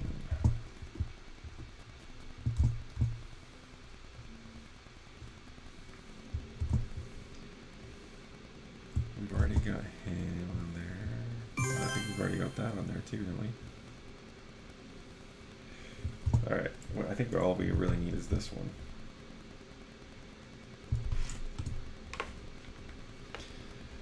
Okay, an undead mage on a quest to save his love and restore themselves to full human form and greatness. He has companions which he summons from pumpkin seeds on his travels via his magic. In his world he coexists with humans and monsters, 1500s to 1600s, but lives in constant fear and persecution by those who burn witches and his kind at the stake. Travels take him in search of ancient relics that can reverse the curse. Kashmir's Chinese in influence due to where he's originally from, and also chose to make the staff one of those around lanterns to tie in with the pumpkin summons. Cool. Okay. I like this guy. I think he's cool. I think if he is supposed to be Chinese, I think we need to consistently have more Chinese shaped eyes, right? Because right now he feels like a European guy in like a Chinese influenced costume.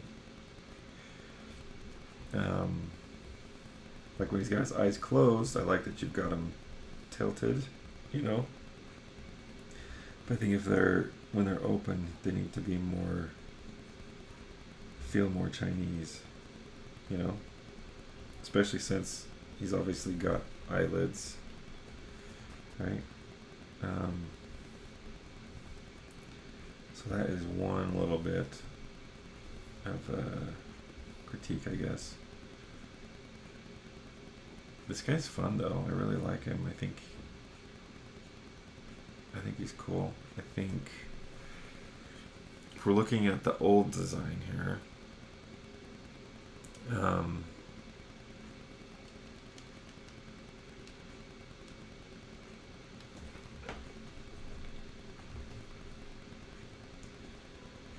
something I like about the old design is you're breaking up a lot of this with patterns or pouches or whatever, where here it feels more, I think we just need to break things up a little bit more, especially since it's like you've got basically this two colors. You've got the red and the gray, right? I think one way to break that up would be to switch up the colors a little bit. Maybe his tunic underneath is like a brown color and a different value. Could be lighter or darker, you know. That'd help break things up a bit.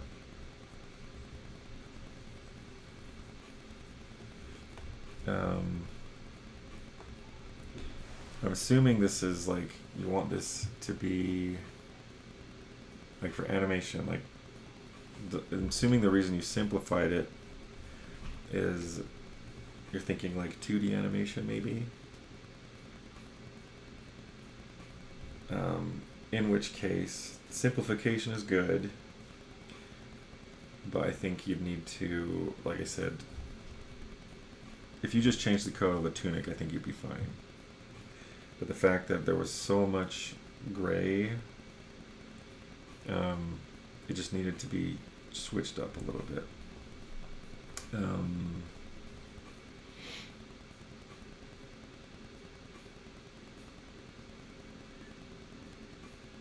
Do you have... characters to be more 2D and then paint 2D backgrounds. Cool.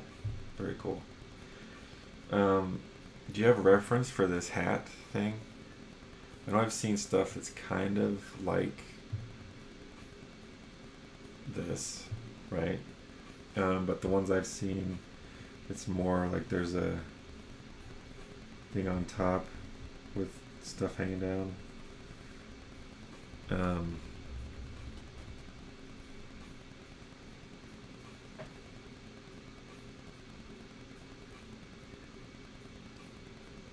Okay, I mean, as long as you've got reference, as long as this is like a legitimate style of hat from that era, because you have a specific era, right? Specific time period and a specific country. So I think you just need to make sure that the costuming all fits that. Okay.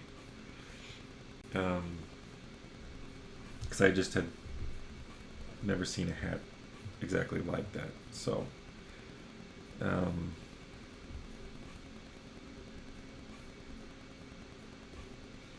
his boot things. I don't know, I think that could probably work.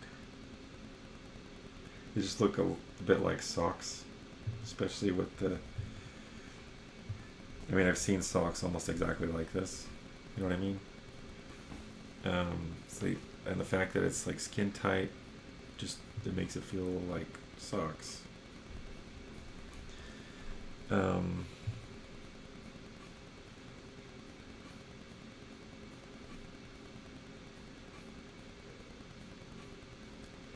So if they are boots, I think you can, and you want to keep it simple, right? If they are boots, I think you either need to add like straps or buckles or something, or like a seam, like seams, or like an indication of a sole or something in there to make it more obvious that they're boots.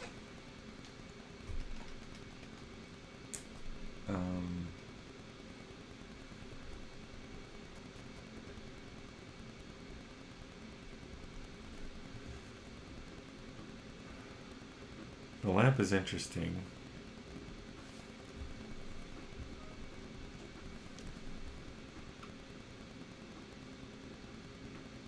Is there a backstory, like where the staff thing come from, or did he just like made it into his magical staff or something? Because I like the idea of the shape kind of looking like pumpkins, since he summons pumpkins or brings pumpkins to life. And I like that it's a little bit ridiculous, right? Which I'm assuming is what you're going for. He's got this like a lamp that he brings pumpkins to life, which is kind of, funny.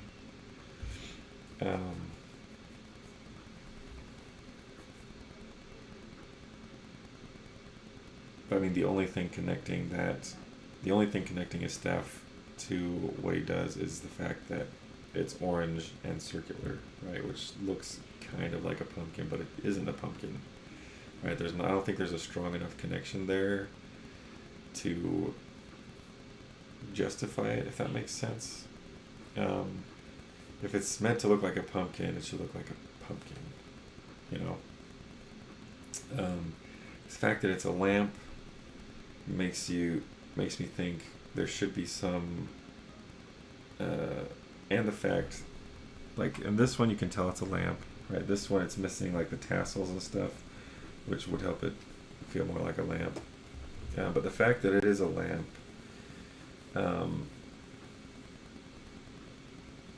doesn't make a whole lot of sense from a storytelling standpoint.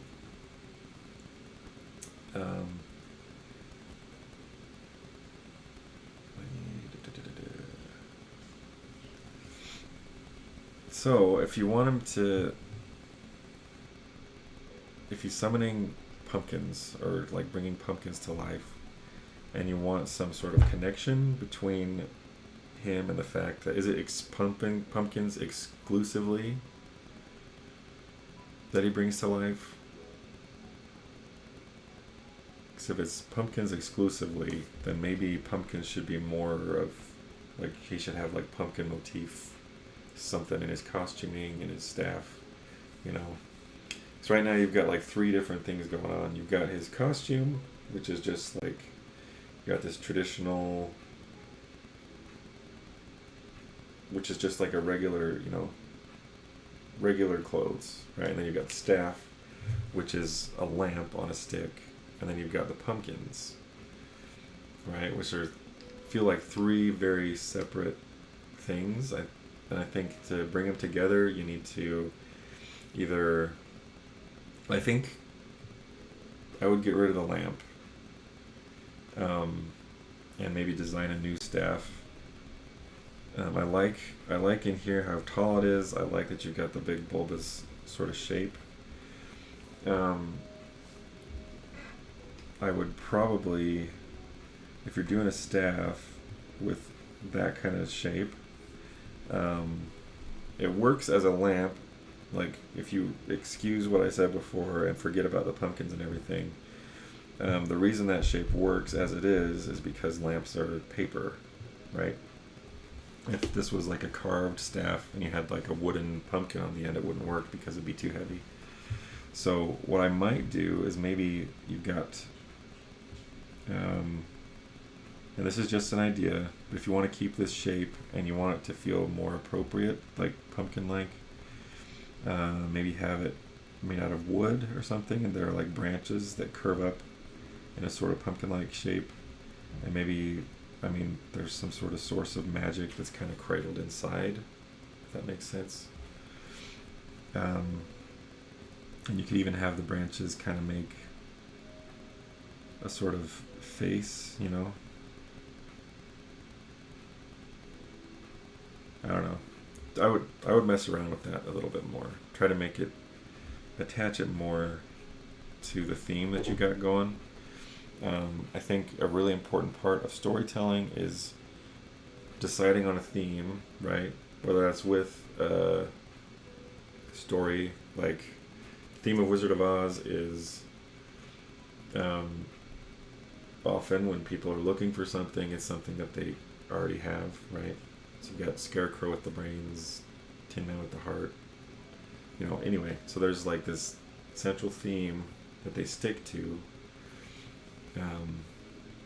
That's what makes good storytelling and good character design, right? You have to have, everything has to be connected and has to be necessary, right? The lamp isn't necessary, right? The lamp doesn't really tie in with the theme. Costume doesn't really tie in with the theme, you know. If he's exclusively raising jack-o'-lantern zombies, right, that should be part of his whole persona, his whole motif. So I would mess around with the staff, mess around with his costume. I don't know what this design is on his hat thing, but I would make it feel, maybe it's like a stylized pumpkin, you know. It just needs to be a little bit tighter, right? It needs to be centered around that theme. Okay, that's really the biggest bit of feedback I've got. You've got, like, you need to break up the costume a bit with either different color. I would probably recommend a different color. Need to make sure the boots read as boots rather than socks, and then tie everything together. Oh, make sure the eyes, make sure he actually feels Chinese. And there's a difference between Chinese, Japanese, Korean, there are difference in eye shape between different nations, right? So make sure that you're actually looking at Chinese people instead of Japanese people, whatever, because there is a difference. And then make sure your pumpkin theme is working altogether. I like your hair. You look like a princess. Hudson's in there, so yours downstairs. Girls are. Okay. Do they know they're? Yeah. They can come in here if they need. Yeah. Okay. Okay. Love you. Love you. Okay. Anyway, that's basically it. You obviously know how to draw, right? You've got fun expressions, fun poses, like values and background. That stuff is looking good. I really like this pose, by the way. I love the hunched back zombie sort of feel there. It's mostly just the tying everything together thing. Okay. But yeah, nice job. Let's check. I didn't miss anybody, did I? I think we got everyone. Sweet. Okay.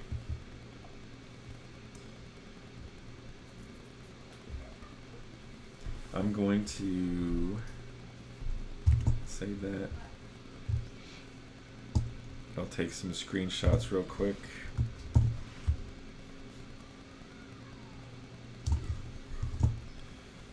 For Brian.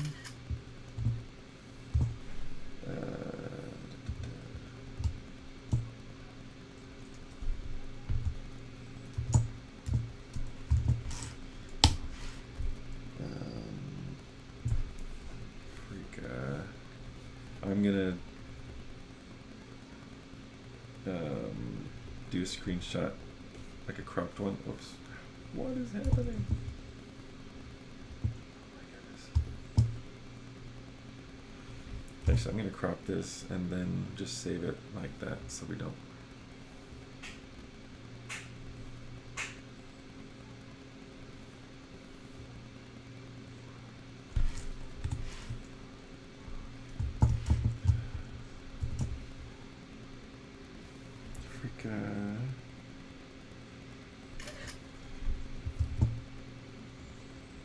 And then AJ.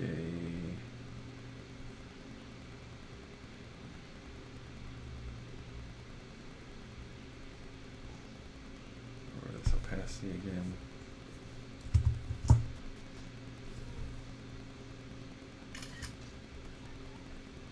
And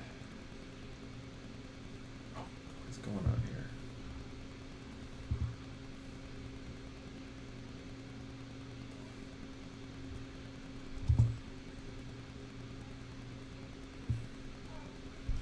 And Cosmic Cat. There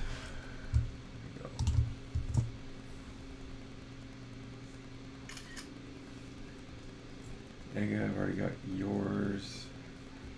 Actually, I should probably send. Let me open that up again.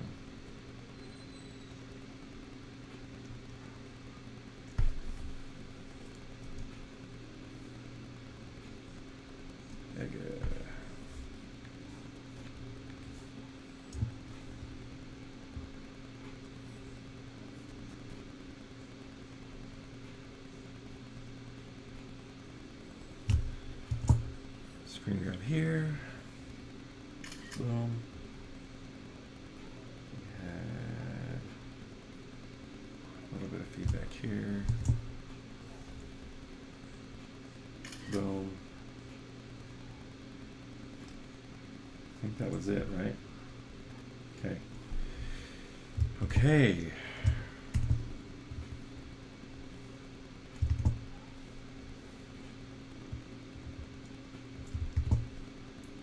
All right. I'm gonna put all this stuff in the stream or in the sub chat real quick.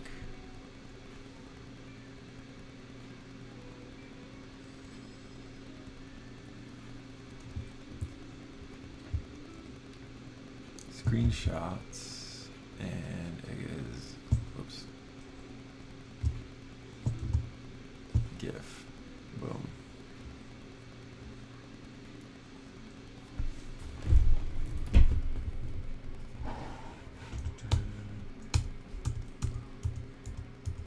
Okay, those should all be uploading now.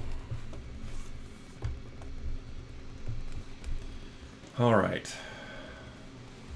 What's going on?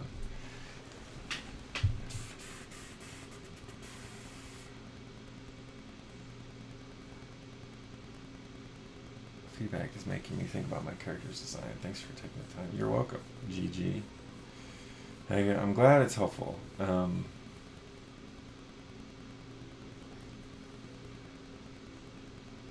Yeah, we'll do upload the PSD file too.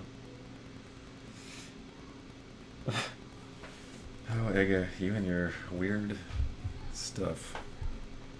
Okay. Alright, so we may not be able to do this for too long for all the subs, depending on how many people subscribe and how many people want feedback. We may not be able to do it this way for very long. I might switch it to like top tier subs eventually. We'll see. But it's not going to be an every Friday thing. It'll be maybe, I don't know, once a month, once every couple weeks, something like that. So it won't be every week for sure. But I mean, I do enjoy getting feedback. Hopefully it was helpful for everyone. I always find it helpful to me to watch or to listen to feedback from other people, right? Which is why I don't feel bad taking up stream time doing it. So anyway, that was that.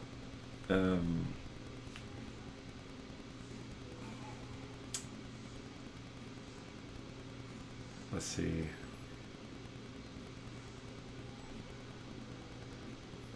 I don't think there was anything else I was going to say about that. Yeah, so if you are, we're still going to have there's the channel on Discord called Ideas and Feedback. I'll probably change the name of it. I'm just going to call it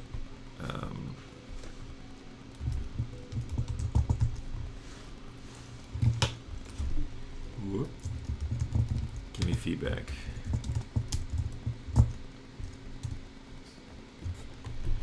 And that channel, anybody can post their artwork on, and we'll just kind of put text feedback in there, right? And that's like everybody can give feedback. I'll jump in and give feedback. I've tried to stay on top of it and give feedback for everyone. But as far as like the stream, like draw over, paint over stuff, the more in-depth feedback stuff, that'll be for subscribers only, but everybody can post stuff on there, on the Gimme Feedback channel. Okay.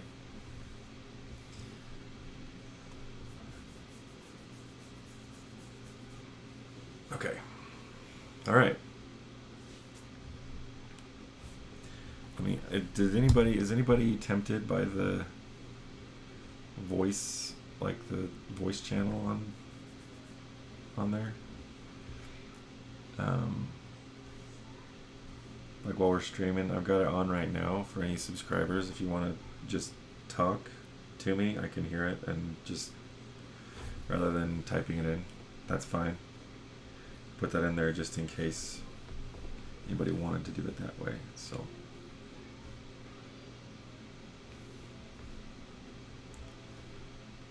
I'm too shy. That's fine.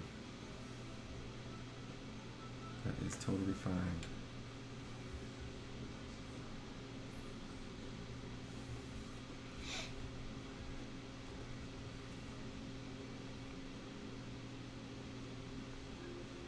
Although I will say, part of what's your plan, Cosmic Cat? What is it that you want to do and get into?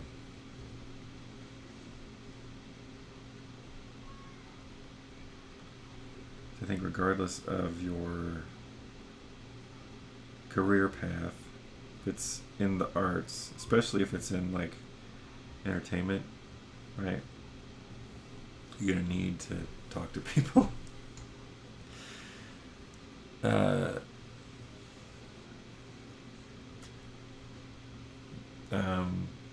One thing that I've observed is, like, for me, first year I went to CTN, which is this animation expo in California. It kind of blew my mind. It was super intimidating because, like, I was in the hotel lobby. I was still, just a student.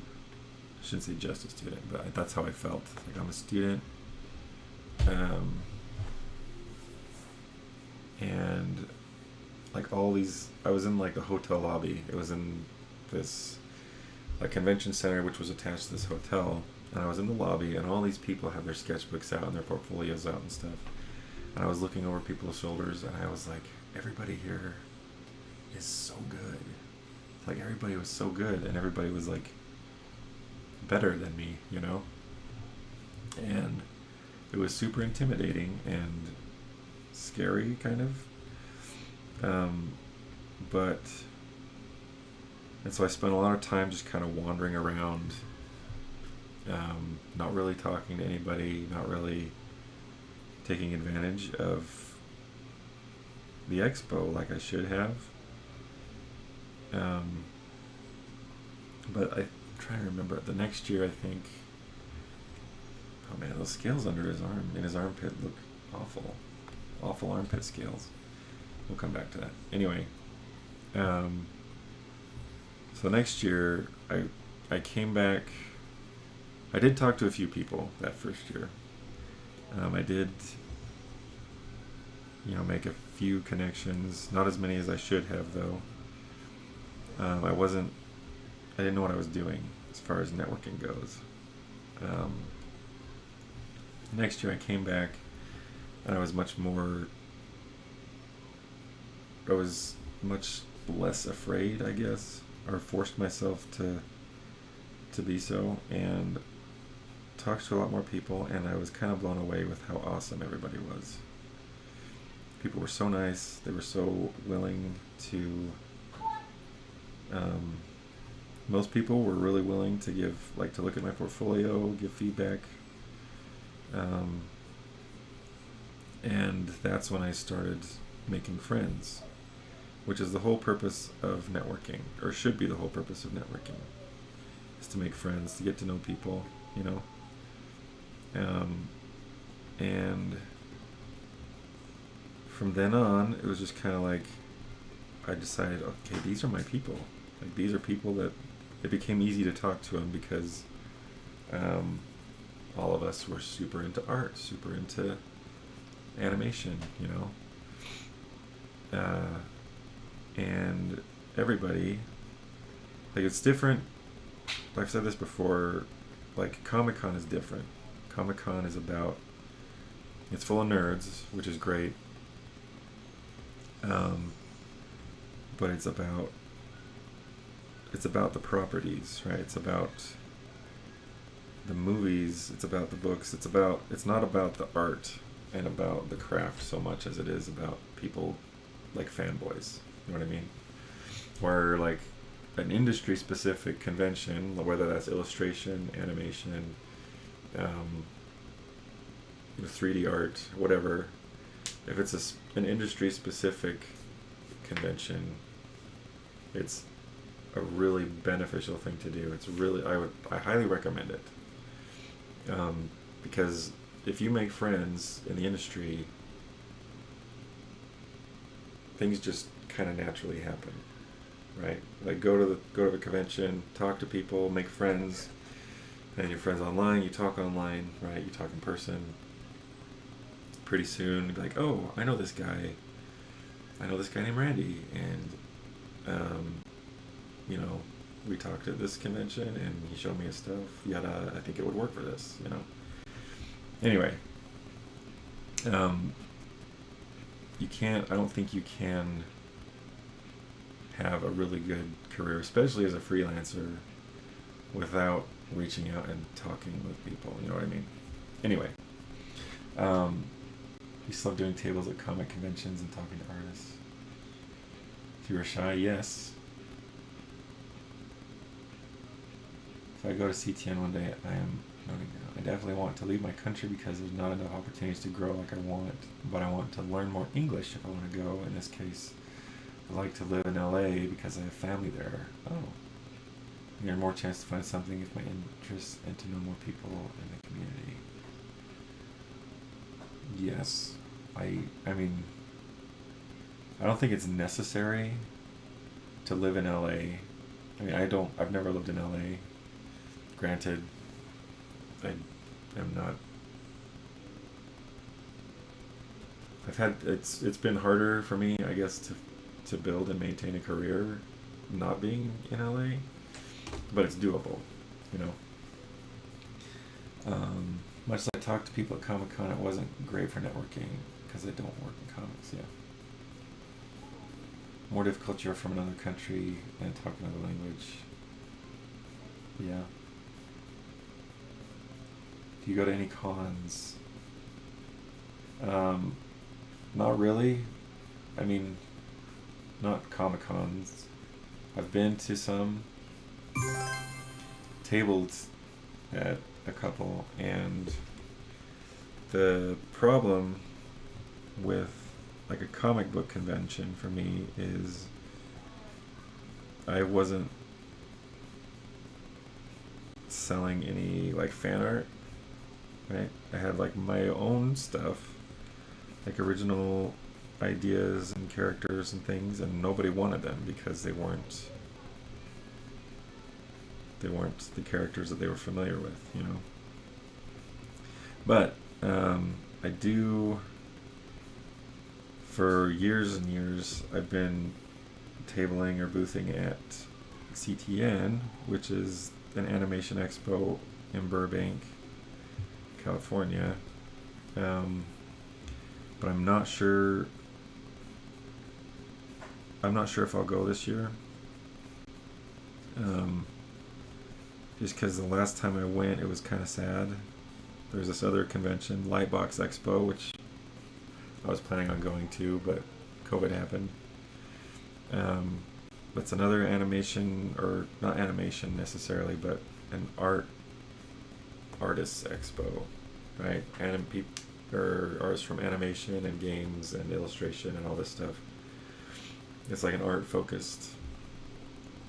industry focused expo, which people who I've talked to who have gone have said it's really good. But it kind of overshadows CTN, which was like my mecca for years. I'd go there every year and get to rub shoulders with, you know, other people working in animation and stuff, and it was awesome. But the last year it happened, it was just kind of sad. So, but I'm hoping that it, you know, picks up again. People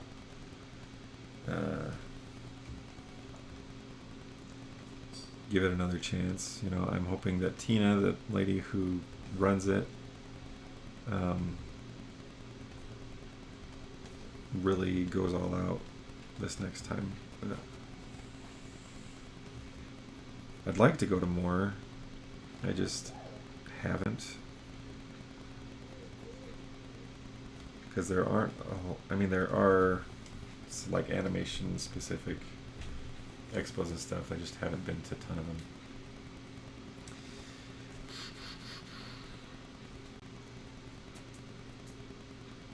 I have my own set of characters, not fan arts, yeah. And it's illegal to sell fan art, technically. Oh, hi. How are you? Yeah. Why do you have your helmet on? Okay. Trying to protect yourself from the ceiling falling down or something? You should probably wash your face. I just washed my face. Yesterday. Yesterday? You should probably wash it again. Okay? That's... You got crap all over it. What? I'm wearing my helmet because when Mom comes back from the dentist, we could ride a bike at the church. Love you. Anyway.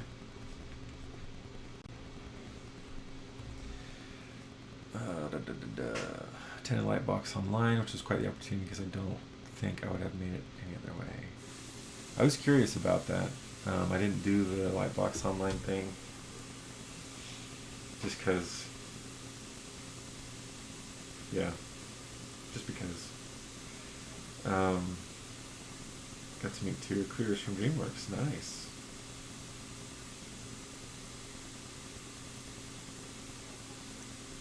Yeah, she is really cute. I have cute kids. It's true.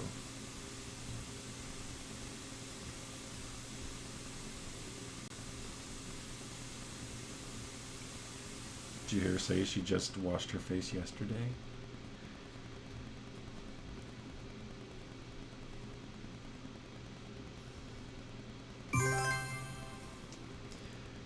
Kahinda Olarawaju has joined the stream, or liked the stream. Thank you.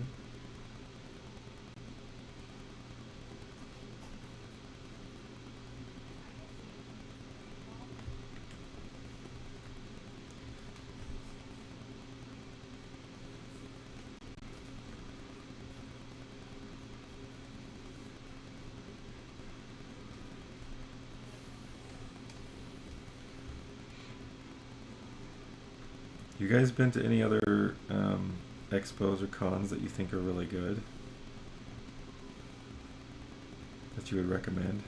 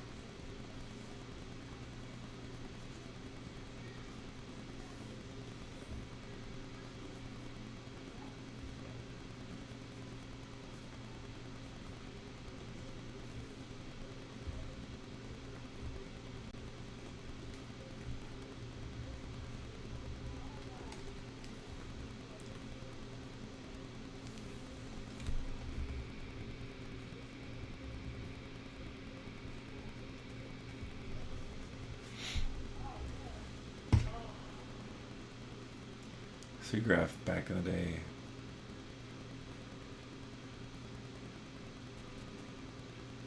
Really technical, even as a 3D student. I was like, not for me. Oh.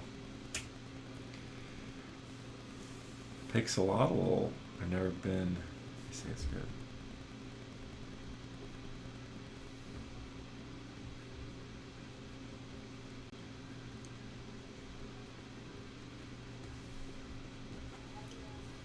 Side stuff was better.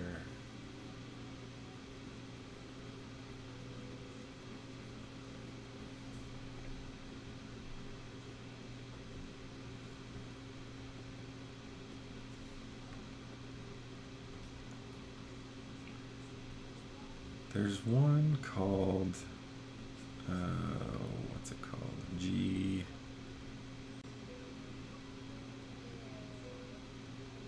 GZA Expo or something, I don't remember, but it's a lot more low-key, fewer people, more like education based, artists going to kind of share their knowledge, and like they have booths and stuff, tables and everything, but there's also, it's more focused on the like workshops and stuff.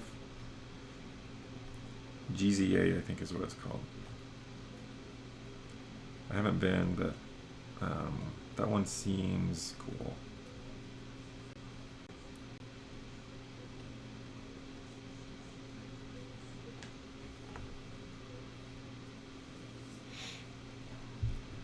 At least once. Let's see.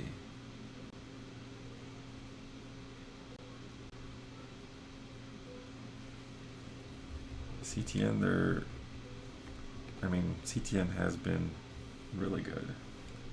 I just hope, like I said last time, was just kind of felt like they weren't really trying, which was sad, but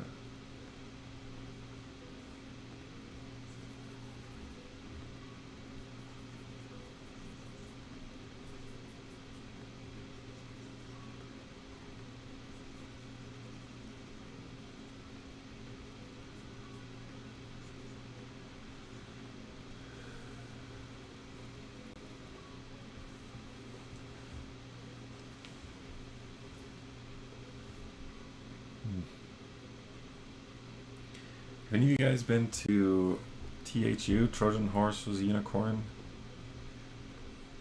They have it, they kind of change up where they do it every time. That one I've never been to, but it seems cool.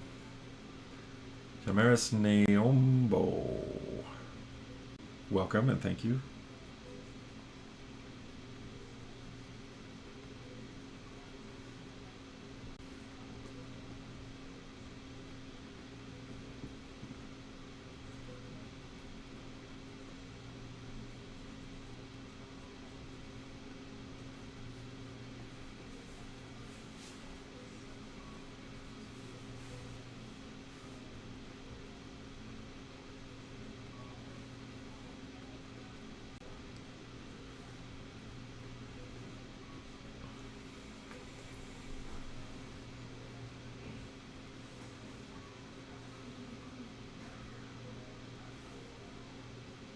Yeah, subjective is the right word.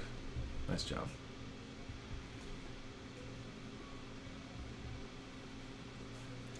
THU, I'm thinking, if I'm remembering right, I think it's pretty pricey. And most people have to travel a ways to get to it, 'cause it's usually, I don't think they have a usual spot. It's been all over the place. It's been in South America, in Europe. I'm not sure if it's ever been in the States or not.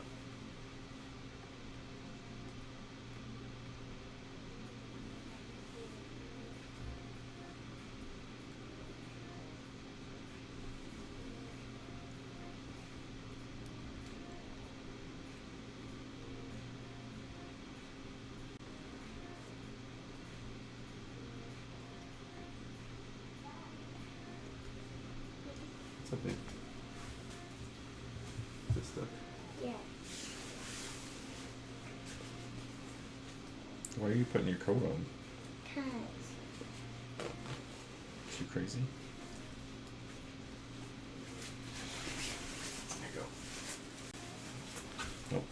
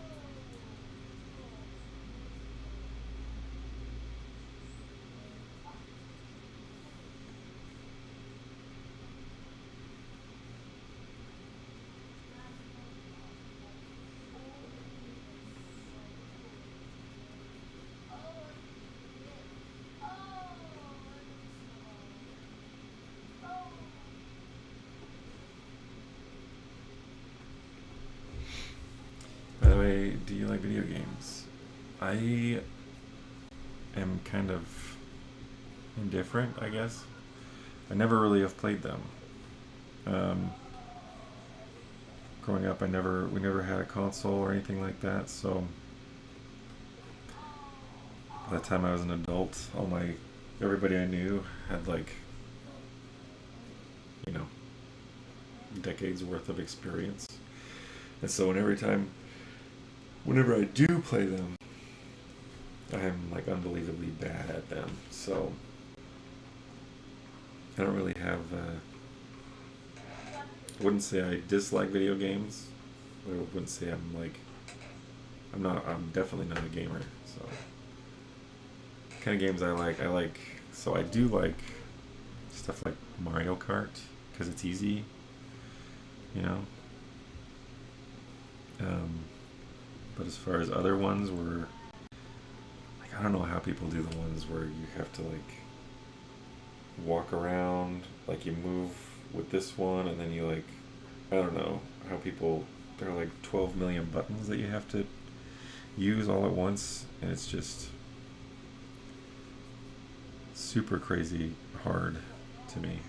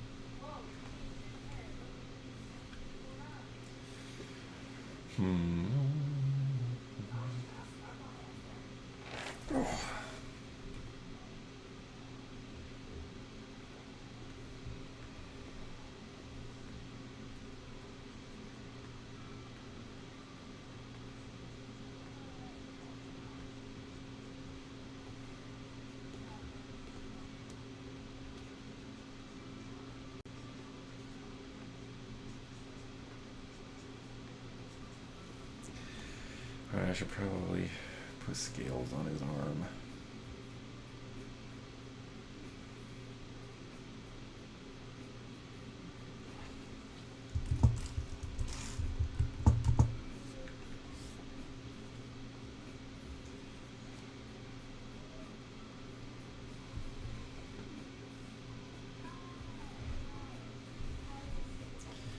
Video games can be a great medium for storytelling too, though. Yes. All games have to be action-y. Yeah, I do actually really enjoy like video game cinematics. I think are really cool, and I used to actually watch quite a few of them, just because, you know.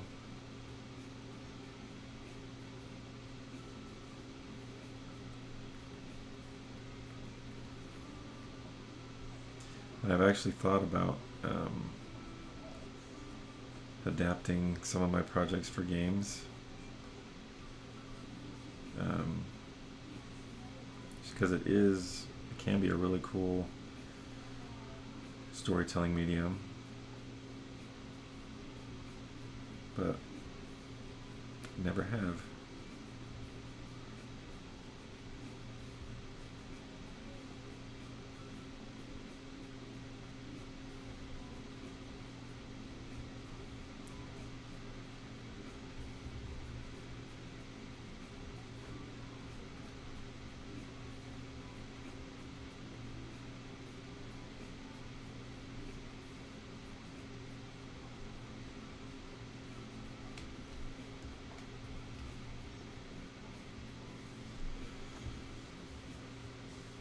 Real-time animation's getting super good. feel like making pitches for video games can be much harder from what I've seen.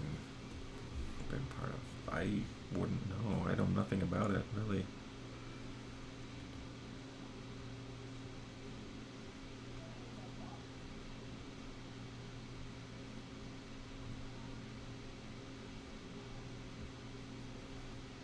I mean, it makes sense, I guess, because you don't just have. It's not like a show or a movie where it's like you have the designs and the story. It's pretty straightforward, but like a game, I imagine you want to talk about the gameplay, right?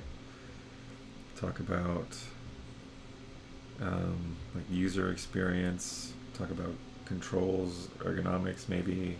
I don't know, it seems like it could be a lot more complicated.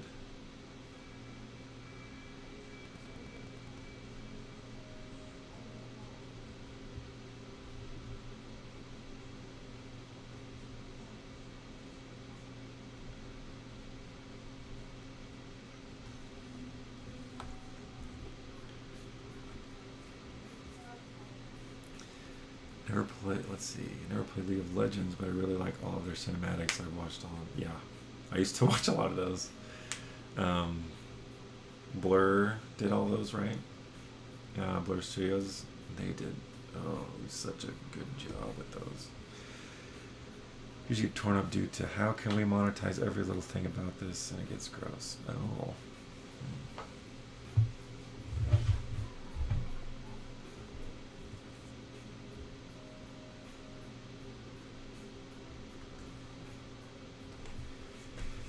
Thing is, like most studios, especially television, like if you're pitching an idea for a feature that's going to be released in theaters, they take, you know, box office profits into account, right? Distribution, I mean, it used to be, okay, distribution, so we can make money at the box office, we can make money on iTunes, we can make money on Blu-ray or DVD or whatever, and then merchandising is part of that as well, toys and clothes and backpacks and stuff. But with TV, they used to bring in television, they used to bring a lot of money in through commercials, like advertisements, but that isn't really a thing anymore. Or it still is, but they don't make near as much money, and so, I mean, there's no box office, right? There's no real, not often much distribution, right? Not a whole lot of people buy, you know, all their favorite series, you know. So with television, the biggest, like their number one concern is merchandising, like how they can make money. Like, can we make this into a toy? Can we make this into, you know, lunch boxes or whatever? And that's their main concern in a pitch meeting. It's like, is this, you know, can we make money on this idea?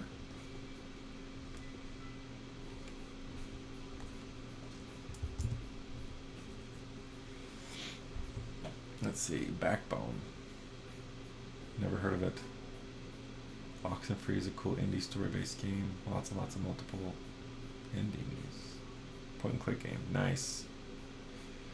That's my kind of game right there. Firewatch. Okay, there actually, I did play Myst when I was a kid. Have you guys played that one? I don't know. I mean, it's an old game. I don't know if they make them anymore. But I like that one a lot. It was more of like it was a point and click, like mystery sort of game. That one was really fun. Backbone. I'm gonna write these down. Oxenfree and Firewatch. Nice. Are there I know they did like sequels. I never played any of those, but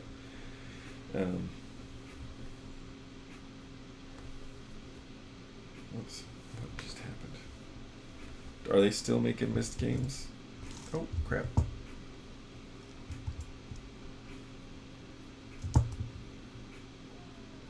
What happened here? Oh, that's what happened.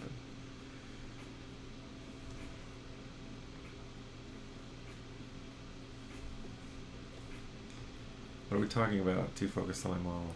Talking about Terraria?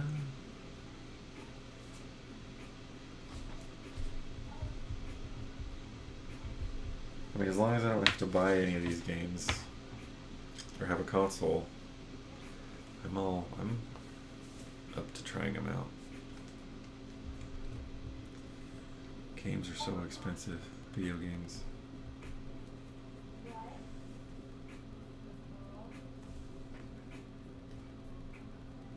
Oh.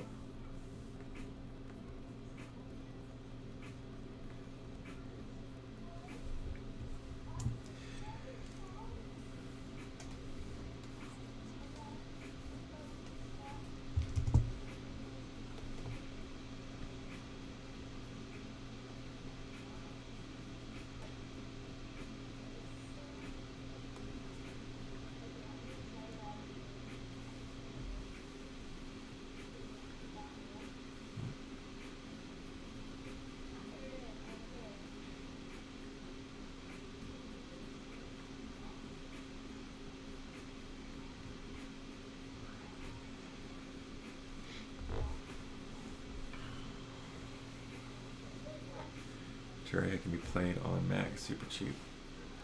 Steam account. Is Steam...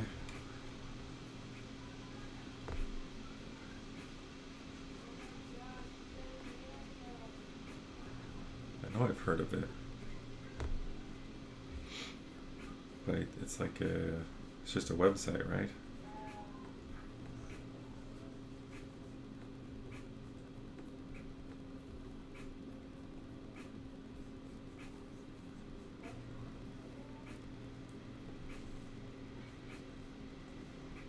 Okay, cool. That's cool.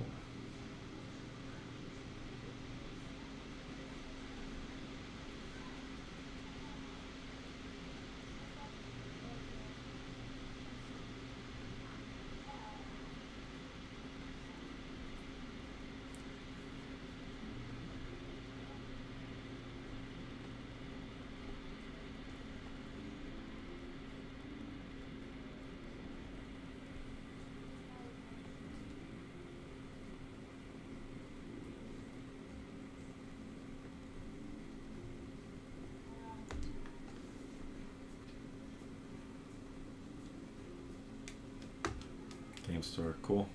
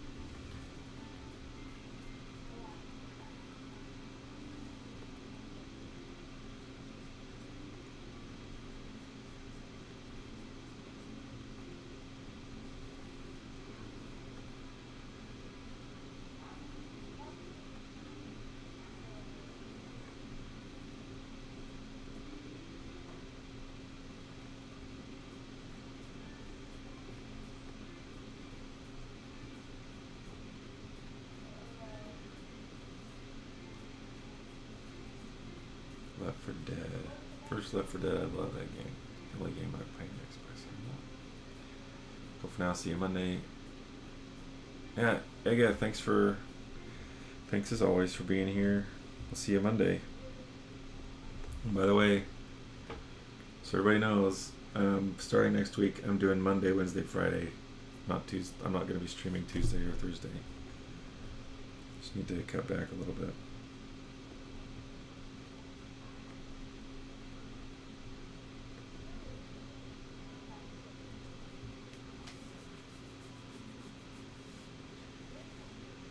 I used to make super good games like Half-Life and Team Fortress. Now they basically just do Steam. Like $1 billion a year. Good grief.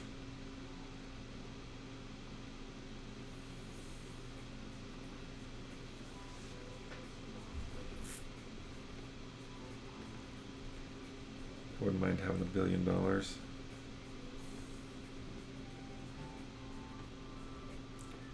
Could do a lot with that.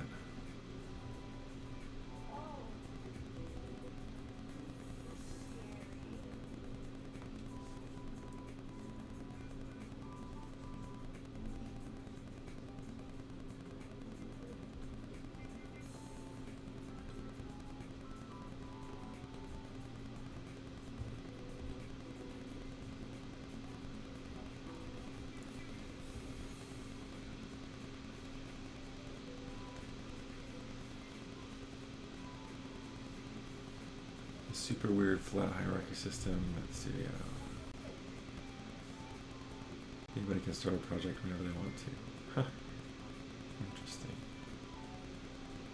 So again, you've worked for them. How was it?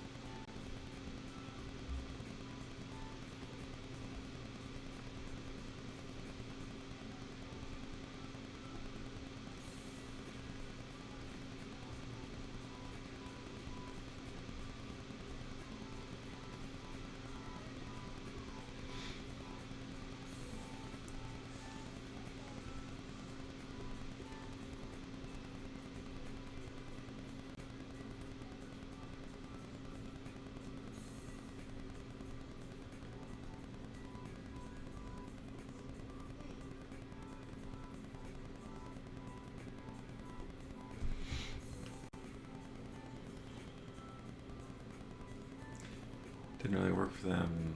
It's a workshop on Steam platform where artists can contribute to their games. Oh. Gotcha.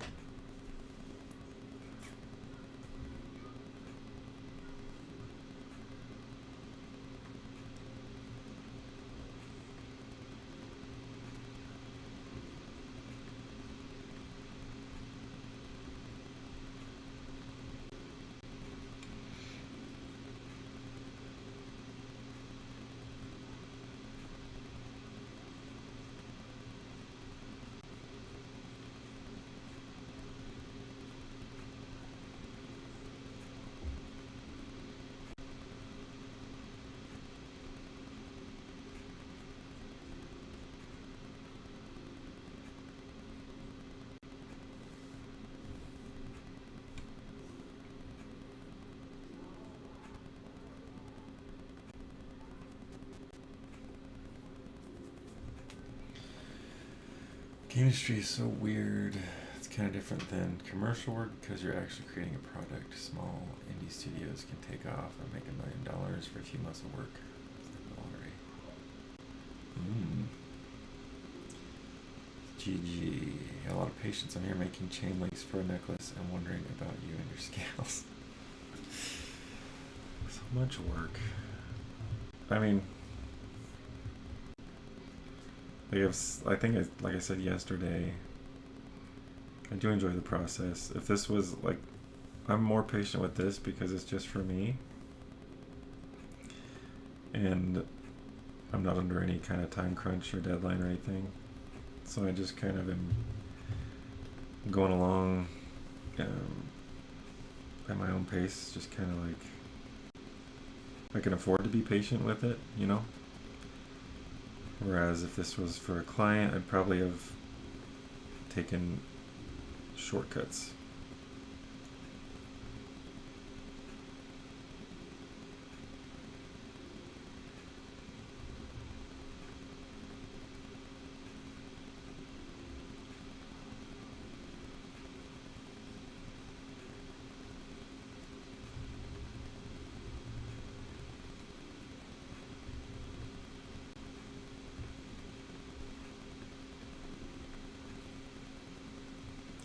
I mean, sometimes there are no real shortcuts.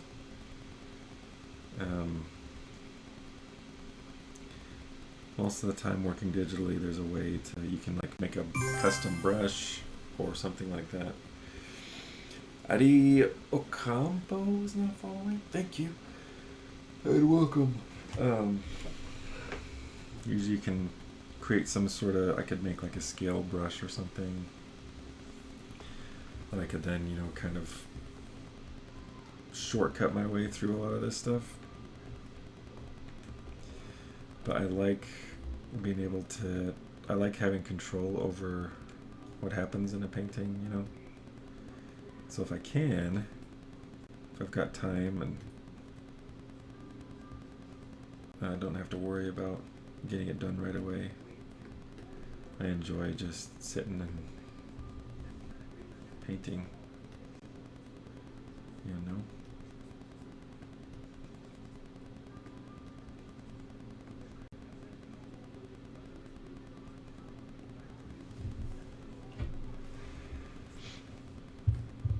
It's as good as convenient and awesome as digital media is. It can't like shortcuts and layer modes and all that stuff, as awesome as they are, they're never going to do as good a job replicating like traditional painting as just, you know, just doing it. Among Us is a game they made in 6 months. Super basic art style, hardly anything to the game. Just looked it up, it sold 50 million. Man. Nuts.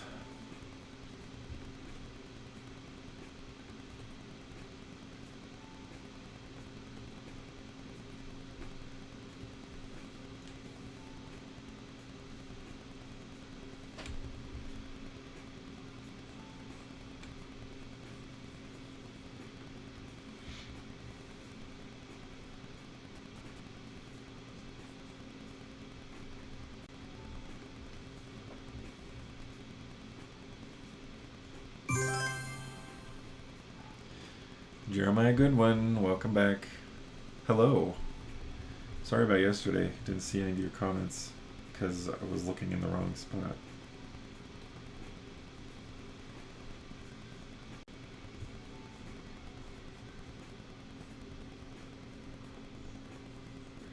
So yeah, anybody watching from Facebook, I will actually see your comments now because I know what I'm doing. Well, I shouldn't say that, but I know better what I'm doing. I think there's much more potential for profit in the gaming industry, because games are relatively, I mean, they're generally more affordable to make timelines generally, well, I guess I don't know that for sure, but it seems like there's a lot more potential for profit.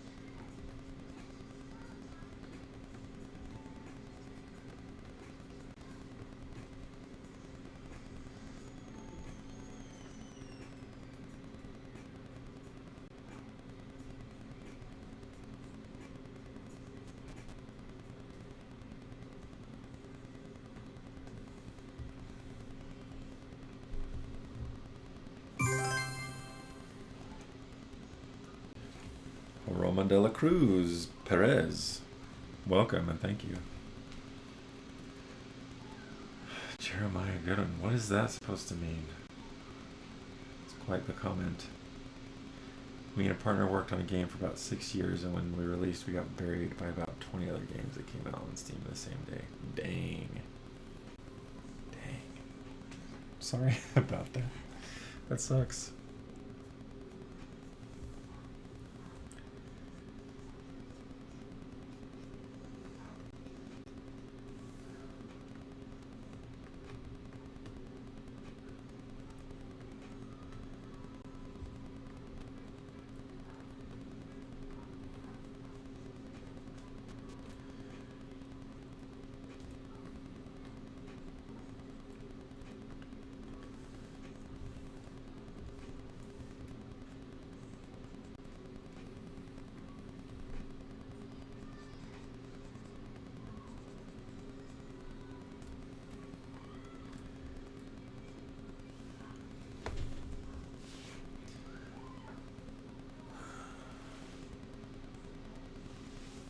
You don't know what that was about? Fair enough.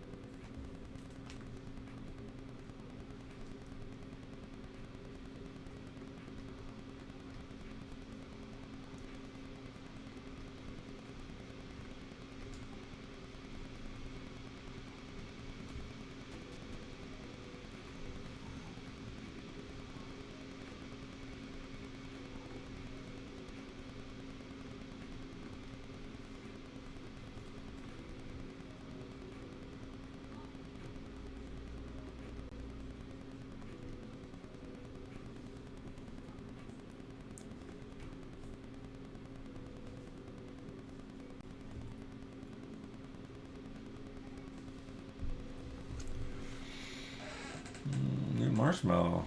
Gonna say I missed a whole conversation about games.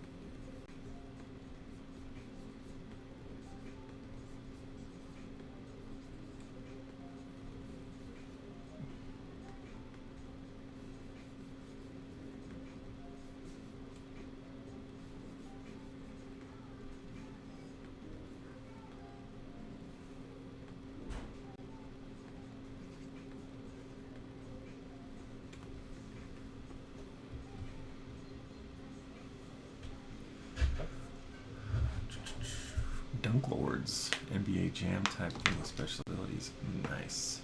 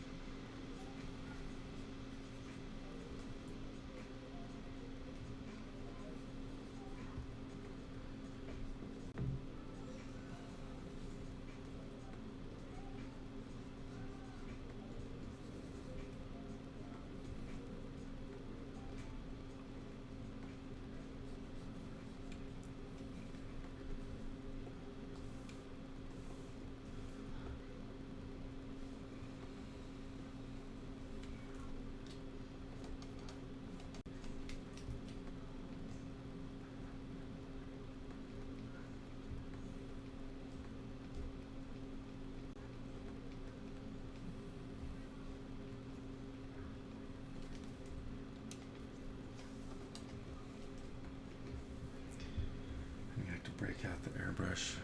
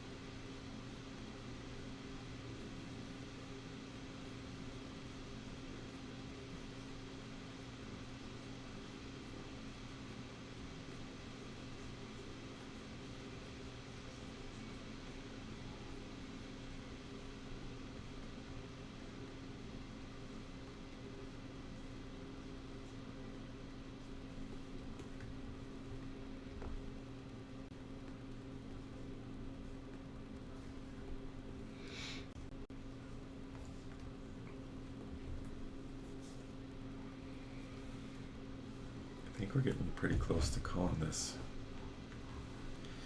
guys. Just clean up a few things and then call it good.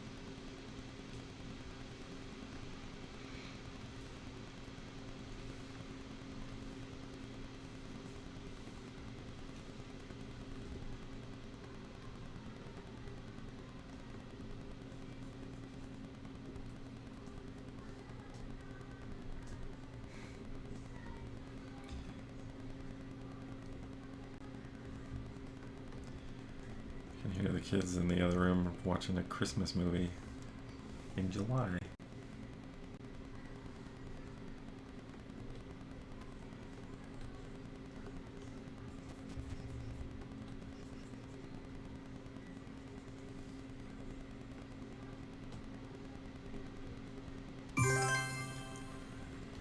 Hasri Hashim has liked the stream.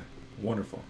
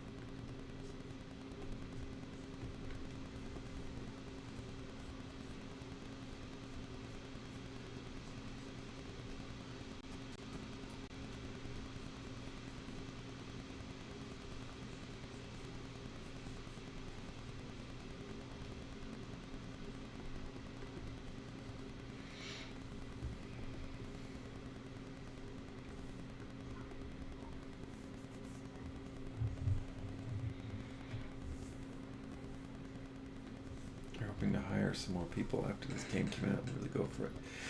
Game sold so poorly, it wasn't feasible. Oh, dang.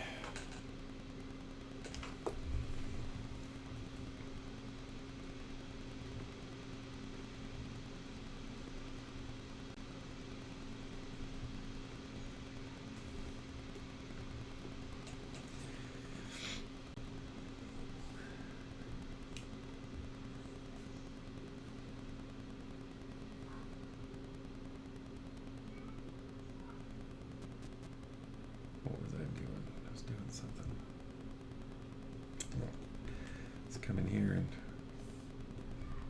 polish up these toes.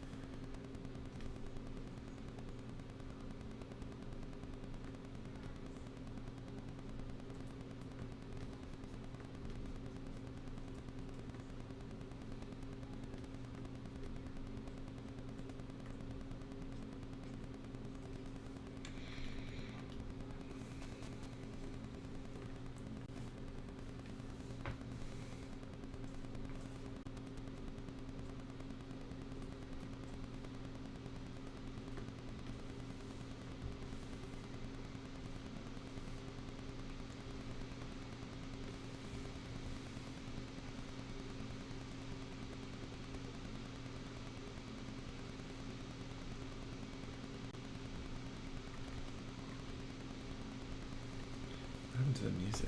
I just realized the music stopped.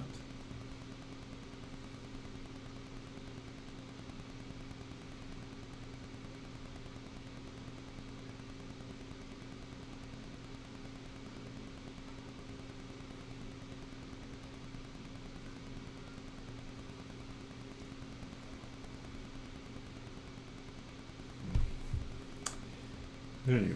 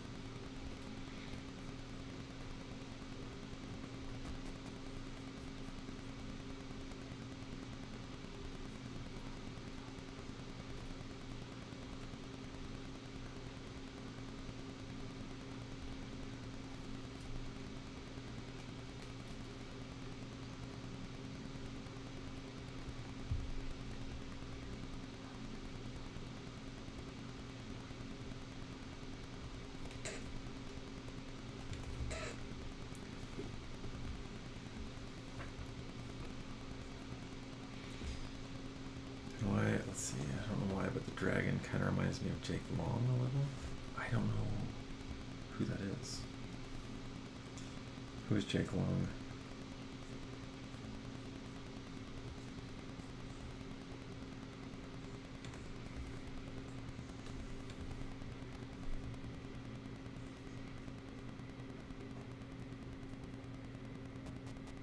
American Dragon. I've never heard of any of this.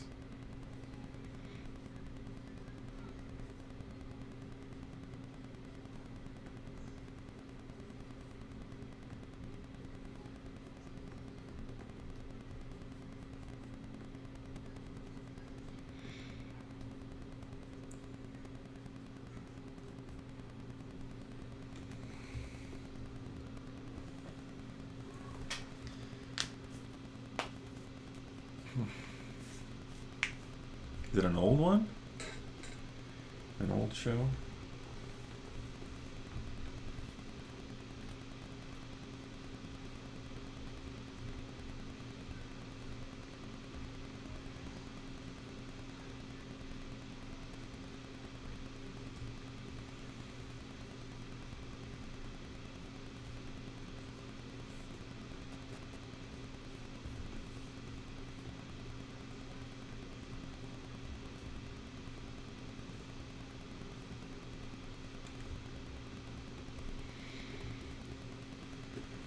I think I'm gonna have to add, let's see. Okay, I think we've got the basic stuff done. I should say I think I'm finished with all the basic stuff. So now what I think I'm gonna do,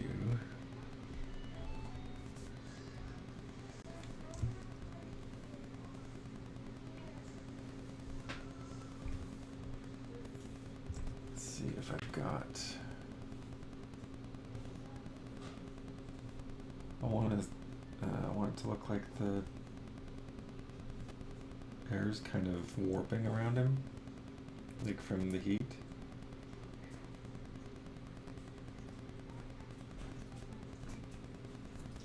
Just not sure.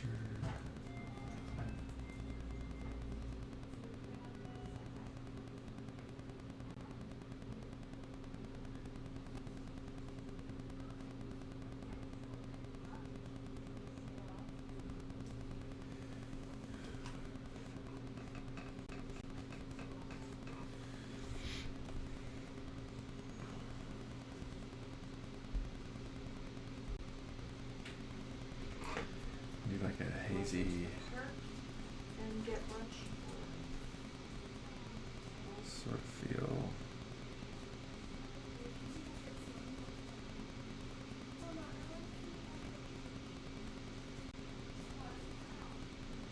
Particularly around all these hot bits.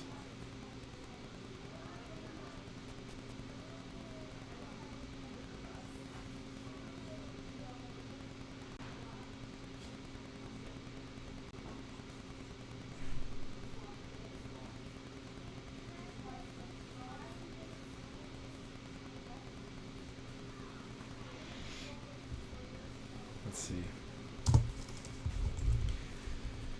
We need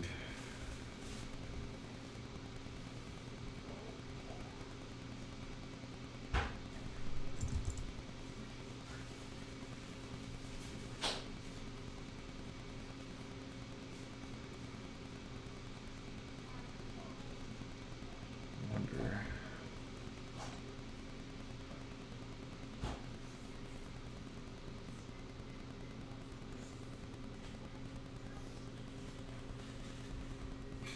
I don't really know how to do this. I'm not sure the best way to do this. Hmm.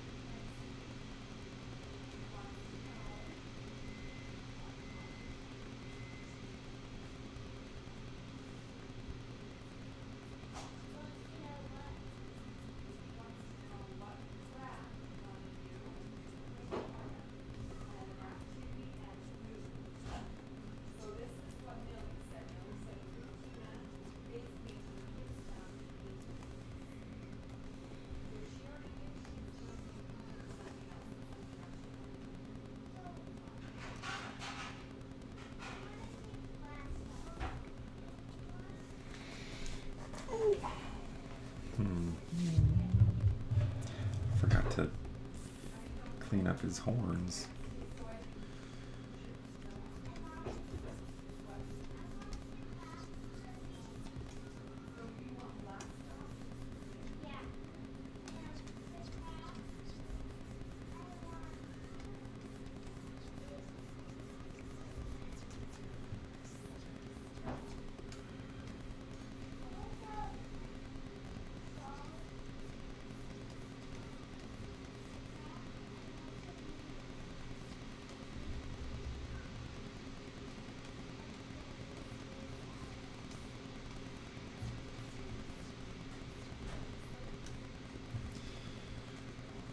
Sorry, you can hear a microwave. There is a microwave going in the background. Good ear. Wife's heating up lunch.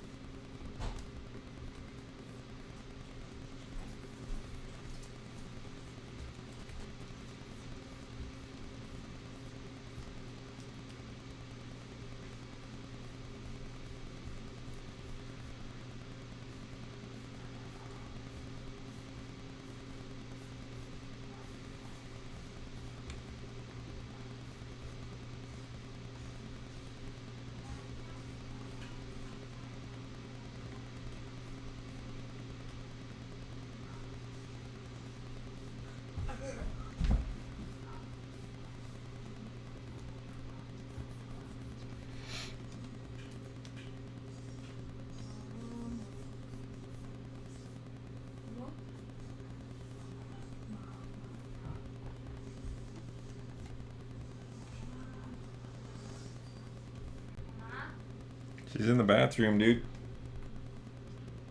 She's in the bathroom? Yeah, what's up? I wanted to ask her if I could get a picture. Really? Okay, we'll have to wait then.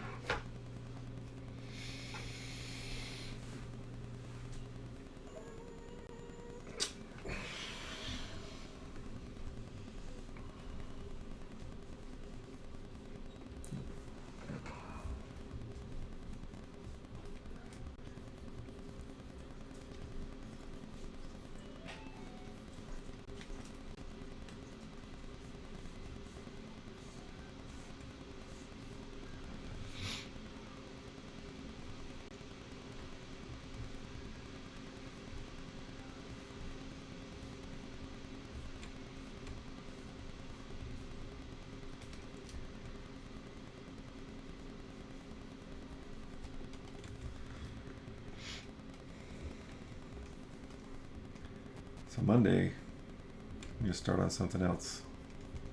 Not exactly sure what it'll be yet, but it'll be different. What is going on with this?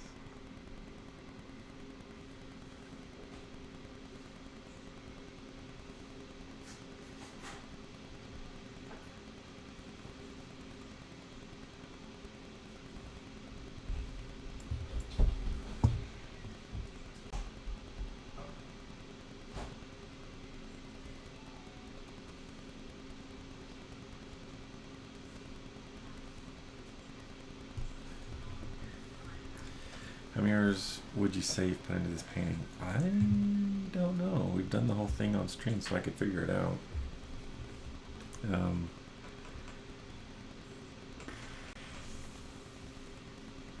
Several. I don't know, because a lot of that time is spent like checking the chat and talking in chat. to the people in chat. So, but stream time, I'm trying to think.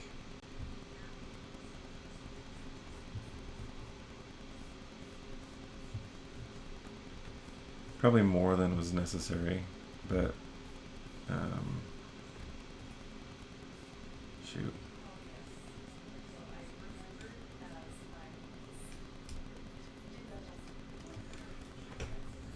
Let's see, maybe 20 hours? Does that sound right? I don't know.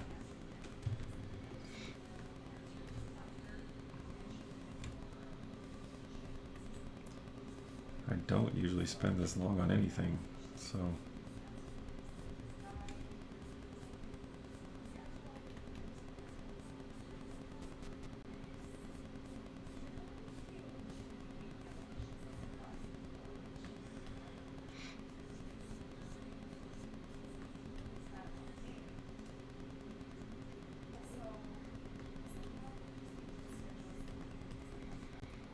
Not that it's bad to spend a long time on anything.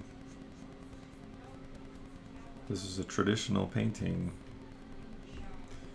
Probably take me, I don't know, 100 hours or, I'm not sure, a bunch. Oh, there's nothing wrong with taking your time, PJ. I think, yeah, I'm just not used to taking my time because with character design, it's about iterations and pumping stuff out quickly, you know? Like, here's an idea, here's an idea, here's an idea.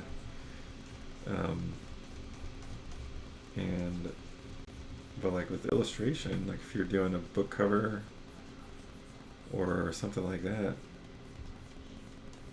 those you can take as long as you want. Well, not as long as you want. You still got deadlines and stuff, but you generally have more time to take your time and stuff like that. But with character, like I had a job once, I had a week to design 12 characters. So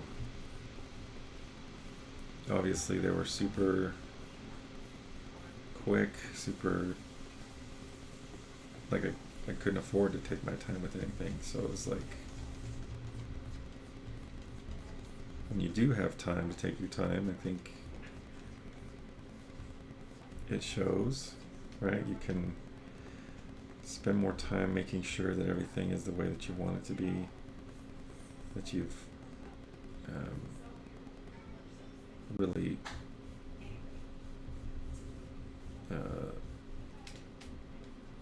spend time with your craft, you know.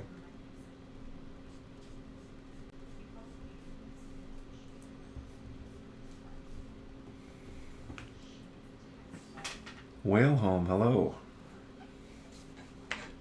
Fully designed with color. Oh, those 12 designs, yeah, but they were super quick. Like, here's this character, here's this character, here's this character, with very, very few revisions or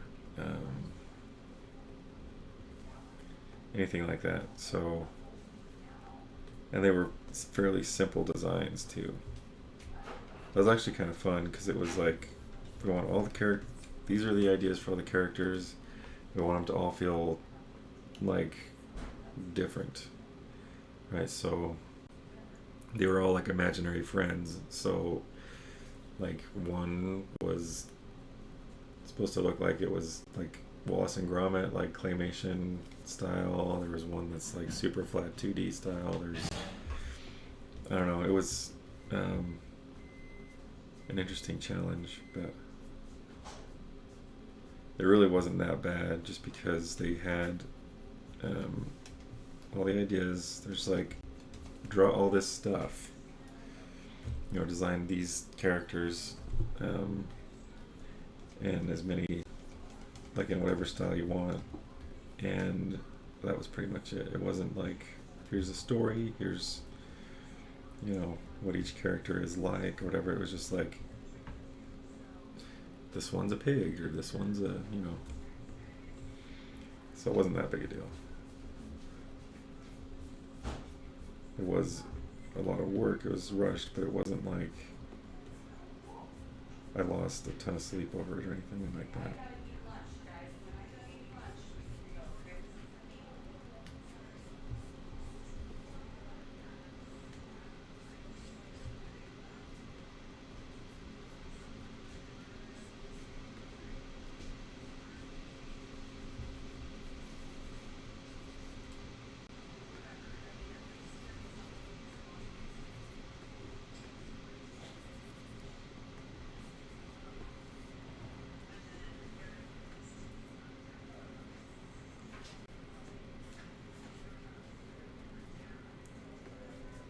Back in the day, so like with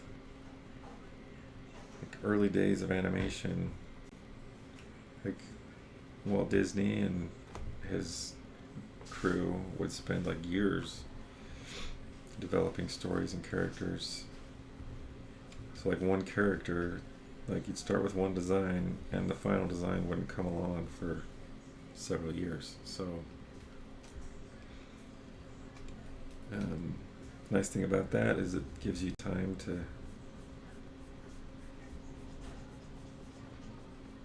really do it right, you know. And Disney was a perfectionist, and so he wouldn't release anything unless he was confident in it, you know, unless he felt like it was good. So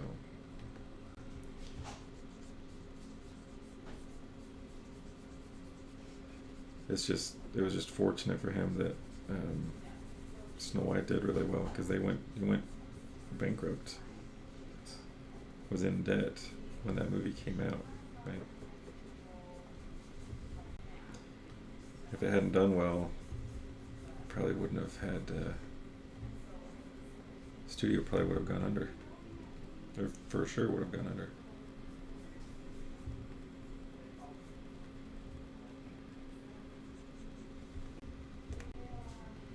Worked for a company a few years ago that asked me to do 6 full-page Where's Waldo Wally type illustrations a week. Oh, that sounds awful.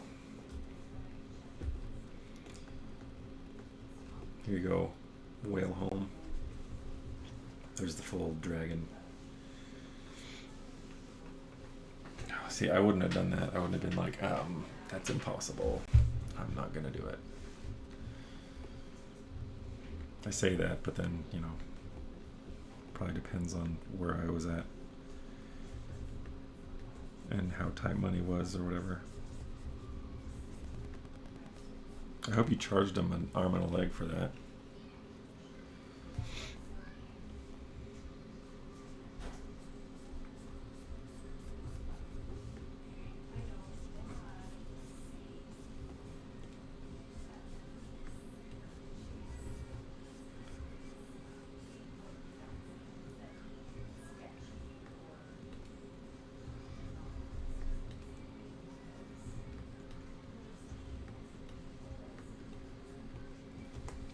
He underpaid me and disappeared. Oh,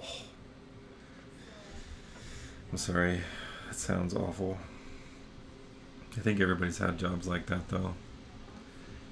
Everybody who's, you know, tried to make a career out of art, I think, understands that.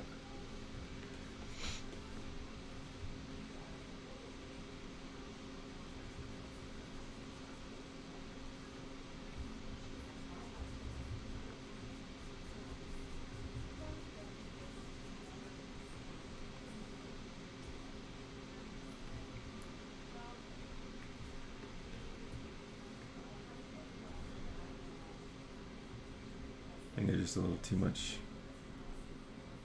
warmth coming out of his ear there.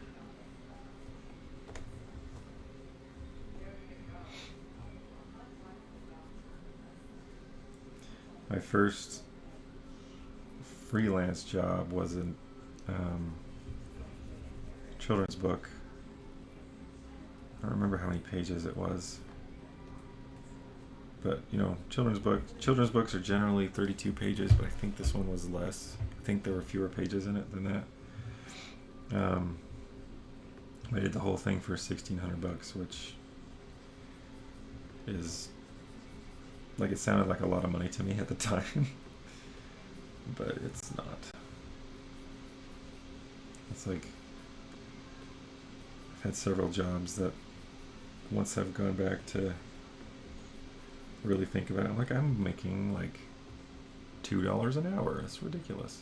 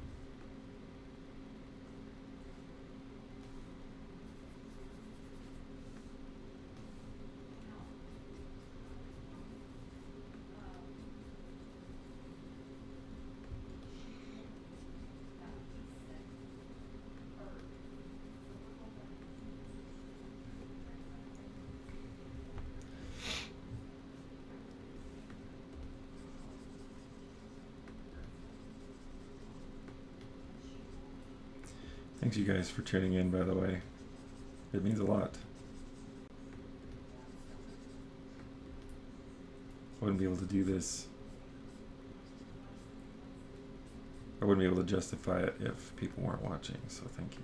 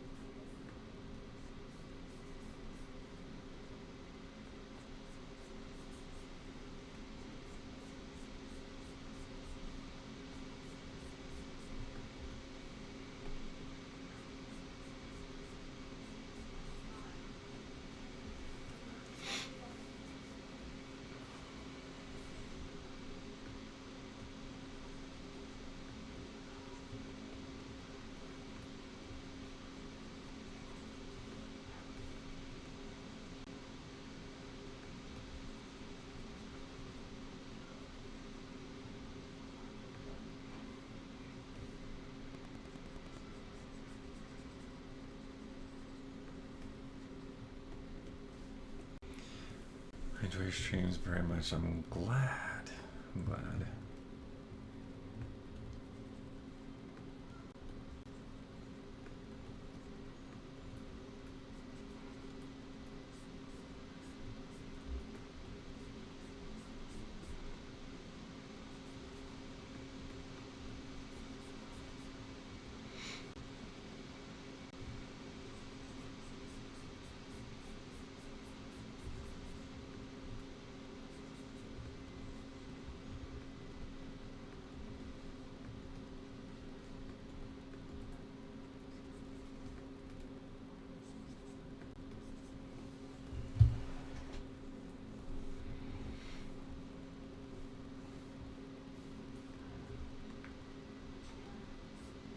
Thanks.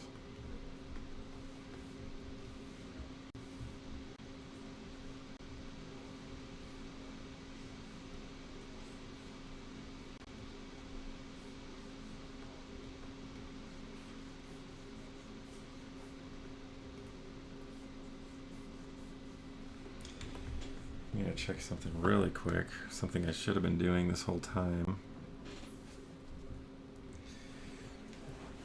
Flip it and see how things are looking.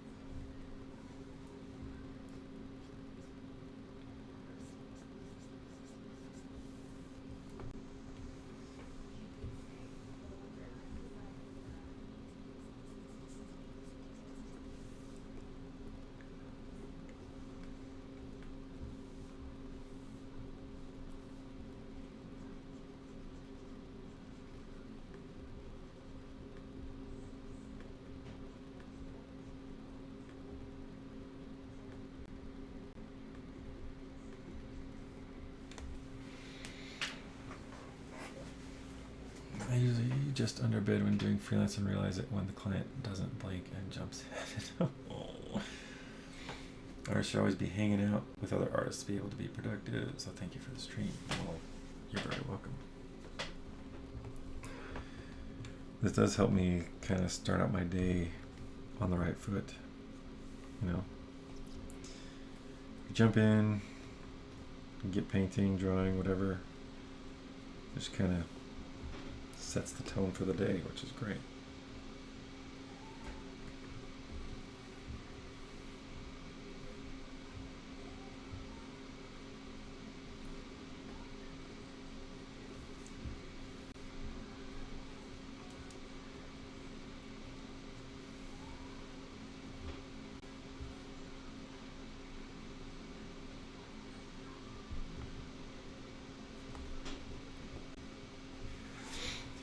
Okay, I need to figure out the best way to add that metal dandruff stuff we've talked about. The flaky stuff that comes off when you compress metal.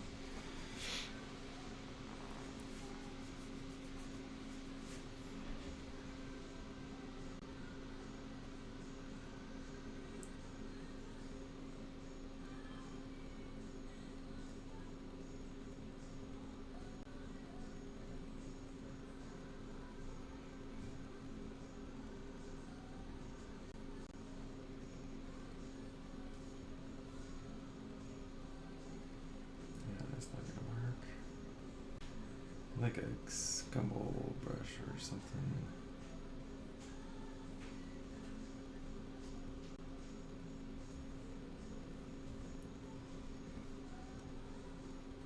Let's see.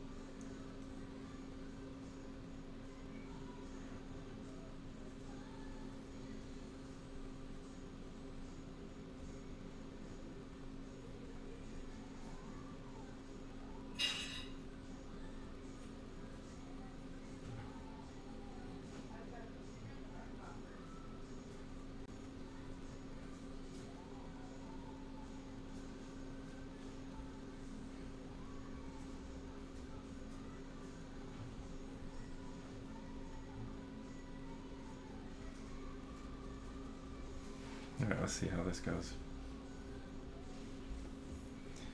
We'll start with the body though.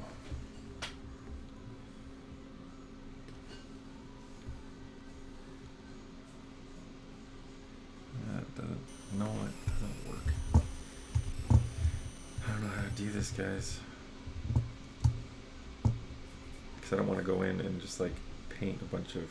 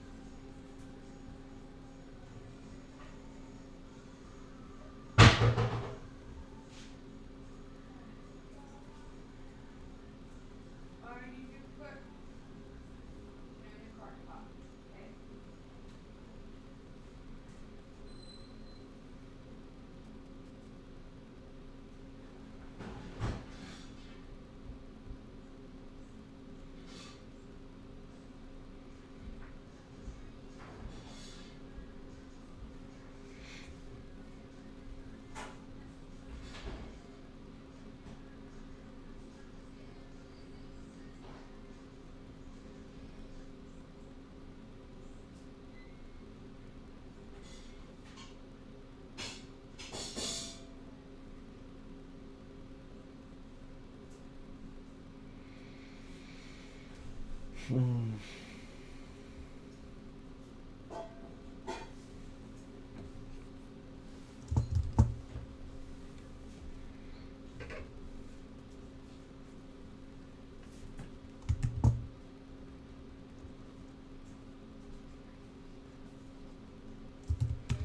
don't think I'm gonna be able to get it to feel right without just painting it. This is when it would be handy to know more about all the Photoshop shortcuts and stuff. Anyway, push you more to procrastinate than to do what you're supposed to do. Yes. I'll pay you $100, me 50. No, wait. I don't think I'm getting this negotiation thing right. Nice. Nice.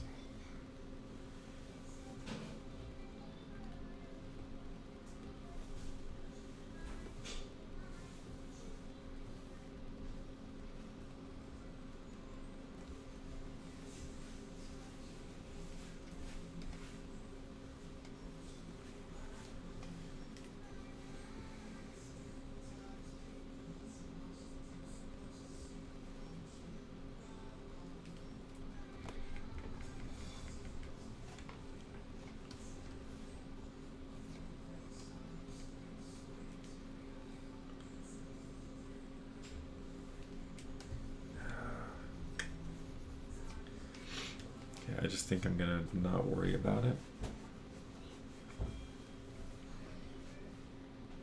because I'm not confident in my ability to communicate that really well.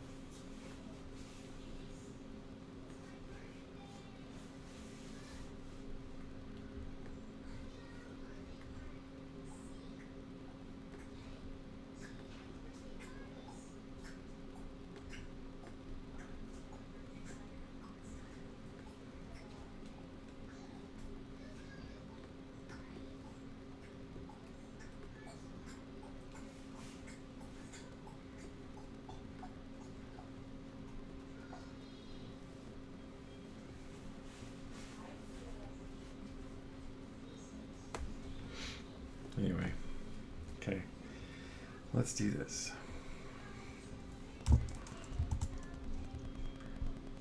Think about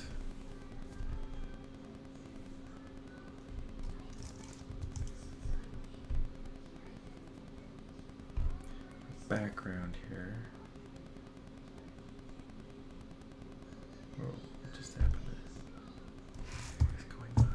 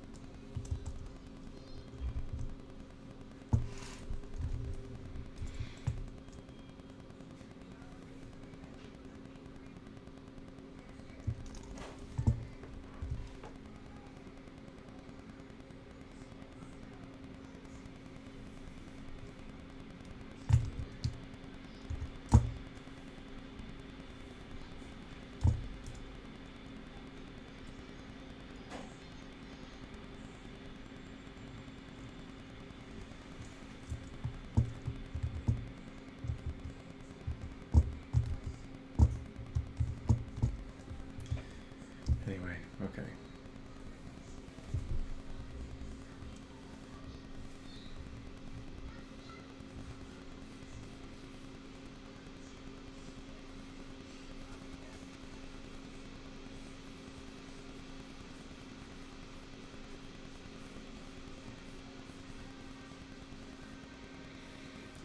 Kind of rough in, shadow, and then warm up some of this right here.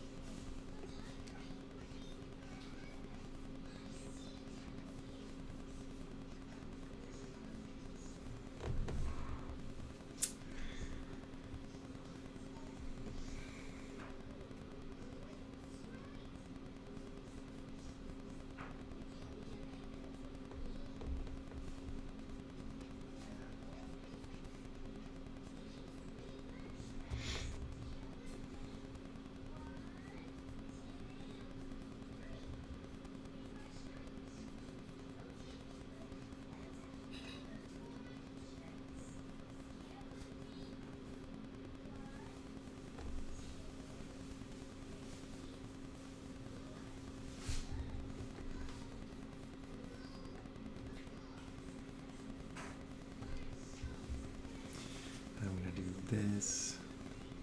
Blur.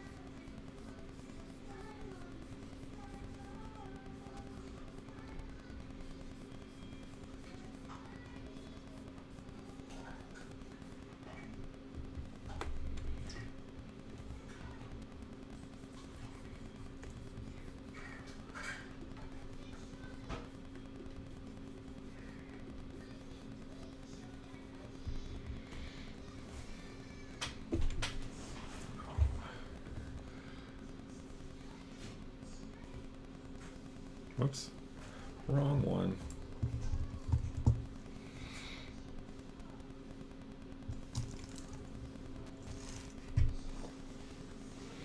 Hey, core holes. How's it going?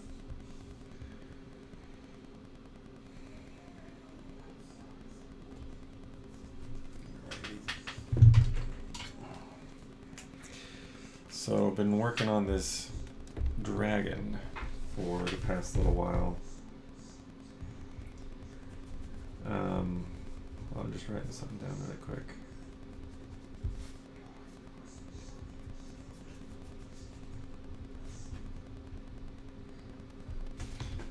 So,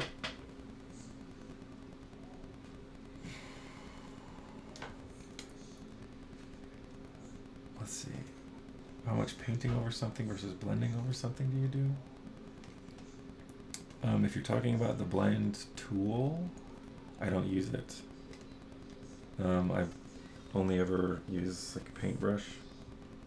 So, or the brush tool. But if you're talking about just blending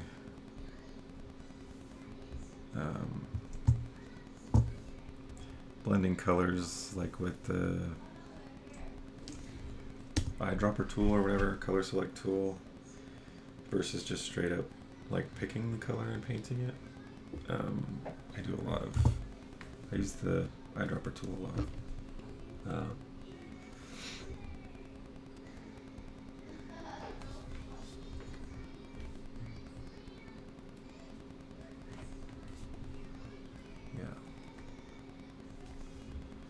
So anyway, going back to this character, this is a character for a personal project of mine. It's a metal dragon. And as it moves, it heats up. So whenever the metal stretches or compresses, it heats up, and so that's why you get all these from areas that are hot or whatever. That's because those areas are moving.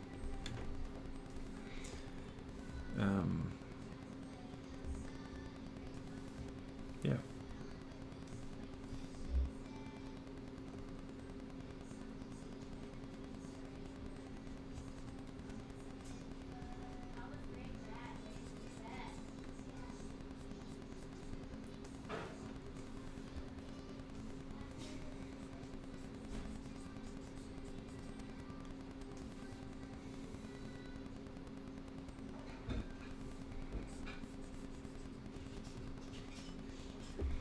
So ongoing sections are looking good. Thank you. So this is, let's see, I have a lot of experience with Procreate on iPad, but not on Photoshop. So I don't know if you use a blend smudge tool as often in your program. I don't use it at all, really. I could, and it would get me, I guess, probably a similar effect to how I use the eyedropper tool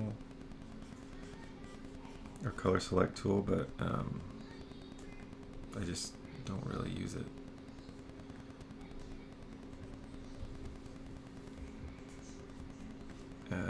So anyway, so this project, you asked about the project. The project is it's this idea for an animated series, and it's called Monomyth, and it's this sort of epic fantasy adventure questing sort of story that centers or revolves around ancient mythology. Mickey Bliss, thank you. So all ancient mythologies exist in the world, and the characters are kind of on this quest to blind the gods so that they can't see what's going on, which means they can't really manipulate people as much. So that's kind of the premise. This guy, the Chinese dragon part of it, one of two dragons that reside inside gates. So there would be like a gate. I don't even know if you can see that.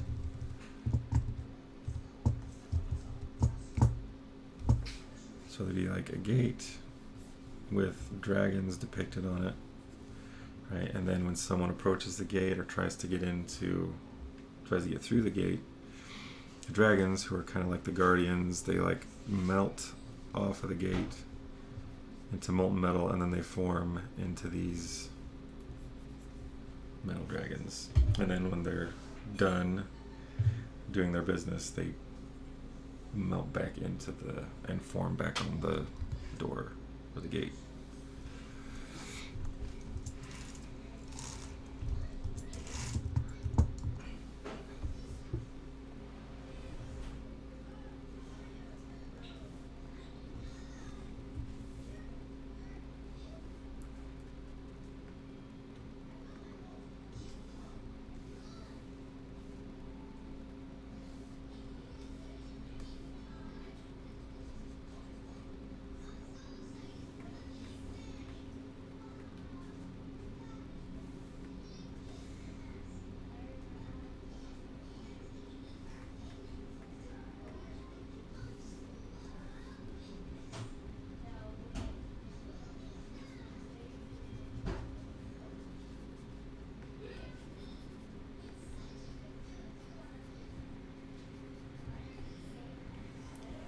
So Zope, how far are you into this project, or I guess, what's your plans with it? So I've been working on this story for the past 11 years or so, a little more than 11 years, and I've pitched the idea around to a few smaller studios to kind of gauge interest and see if any of them would be willing to help me get it started, and let a lot of people read scripts and pitches and that sort of thing, and everybody seems to like it, which is good. but it's a really big project. The scope of it is really big. It spans continents and cultures and stuff, and part of the problem with it, or the part of the problem with getting a studio to pick it up, is that one, it is really big and would be really expensive to produce, right? And the other thing is, because it touches on so many cultures, right? You have Egyptian, Norse, Greek mythologies, Indian mythology, Eastern Asian mythologies like China and Japan, right? And because there are so many cultures represented, you have to be extra careful that you're not misrepresenting anybody, not misrepresenting any culture, and so that makes it difficult. So the guy I talked to at Universal, that's what he said. He's like, I love it, but we won't touch it because of that. But I'm still hopeful. You know, I've decided on the stream what we're gonna do. At least maybe every other thing we stream or whatever will be a piece of artwork from this project, but to put into a book. So it'll be like a combination art book and storybook. So it'll have a lot of storytelling, lots of writing in it, bits of story, maybe adapting some scripts into prose or whatever, to at least get the story out there, you know. But there's a studio currently looking over my pitch. They're supposed to get back to me about it. I'm still trying, you know. But it'll happen eventually. It's just a matter of finding the right circumstances. Stephanie Russell, thank you.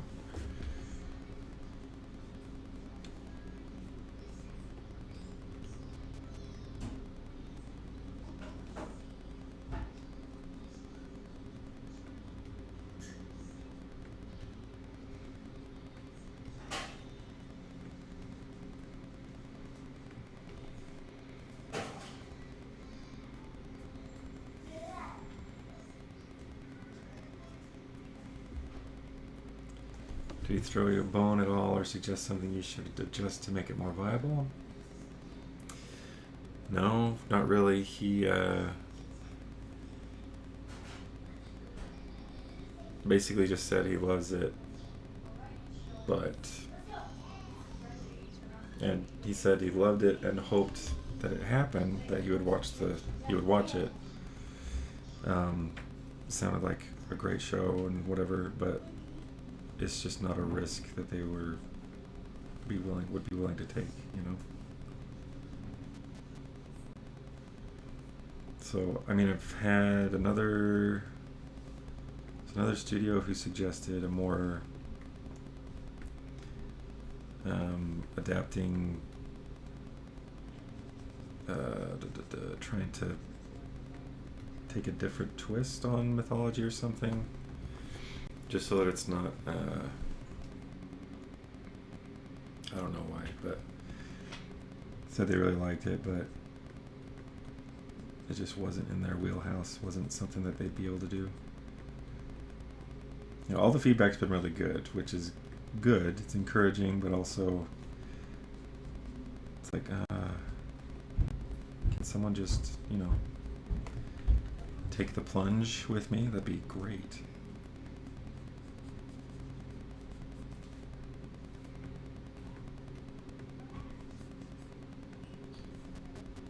And the feedback on scripts have been really good.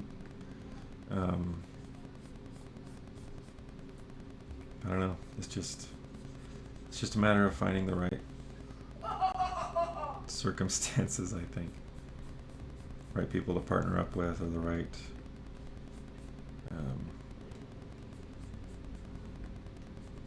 investor or whatever. Because ultimately, what I'd really like to do, I want to do it myself.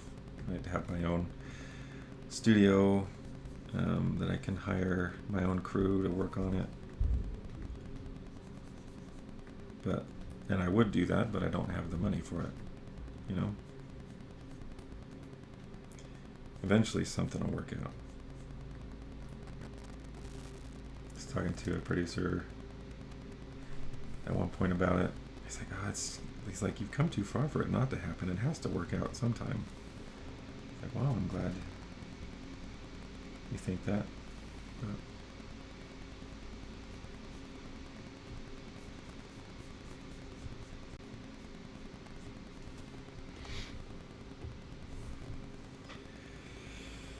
don't apologize for questions. It's good to have those.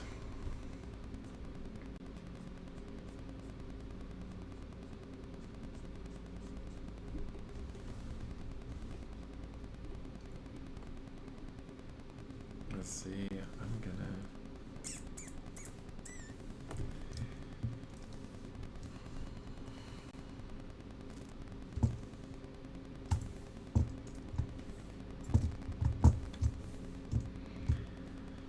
just gradientize this background because, you know,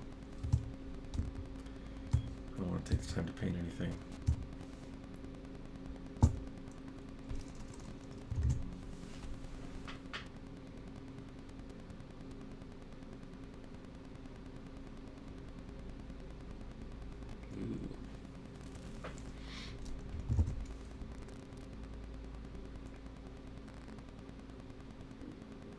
Something more greenish.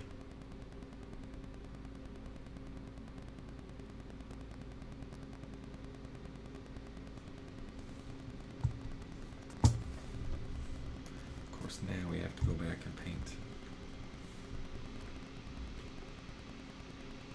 this stuff under here so it's not, you know, purple.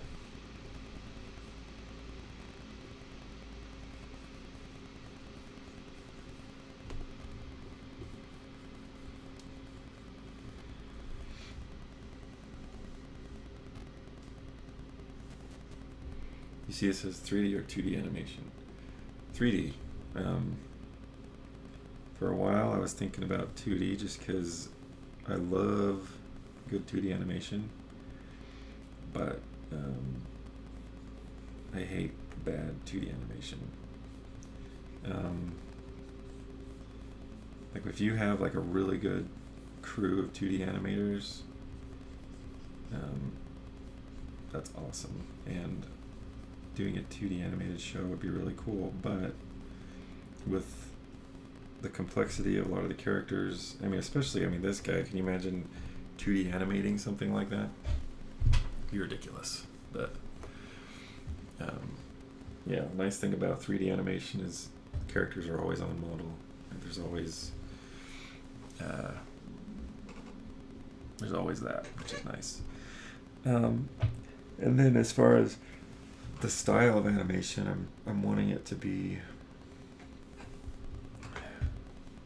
take a lot of inspiration from stop motion animation. So lots of really like heavily textured stuff.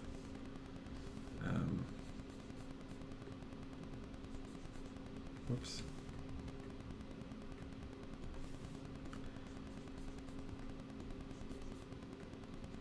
And then the style of the animation as well would be more deliberate, and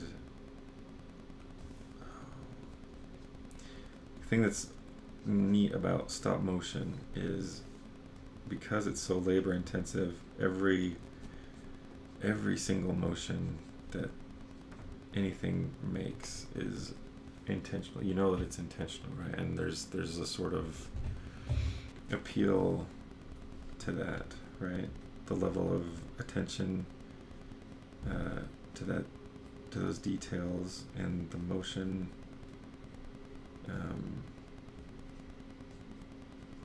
There's a certain way that stop motion moves that I really like and would like to see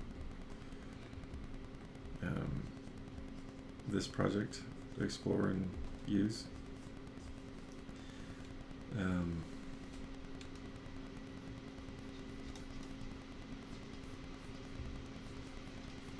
So I want it to be like CG, but look like you're watching a stop motion film or show.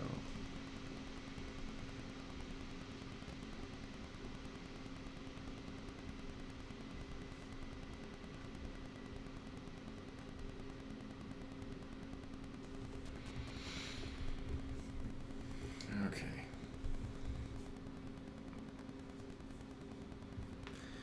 Guys, I think we're gonna call it. We went late again today, but thank you to everybody who stopped in.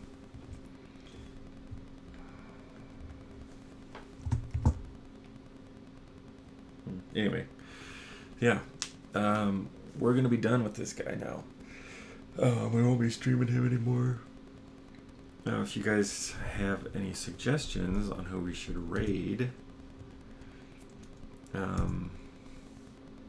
pop them in. Otherwise, I'll just kind of look for something. Maybe we'll hop into Stumpy's. Steven. Jump into his stream here.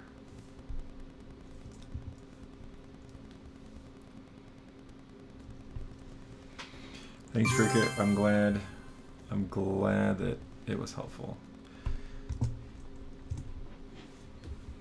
Let's see. You're welcome. Thanks for coming, guys. Thanks for watching. My internet's being super slow. That's probably why the chat was taking forever. Pratt Bros. But Silent Fire Breather, yeah. This one's cool. What the?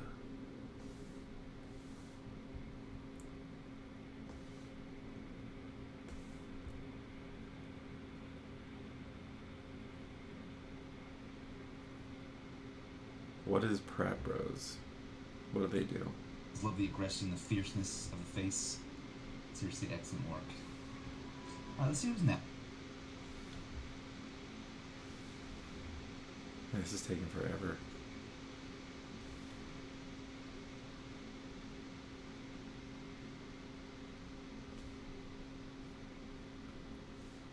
Okay. Raid. Let's see.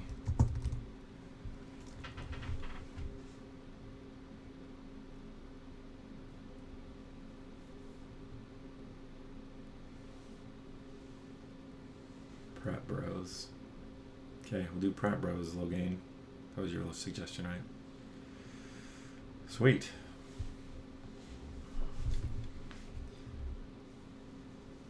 All right, here we go. Thanks again, guys. We'll see you Monday.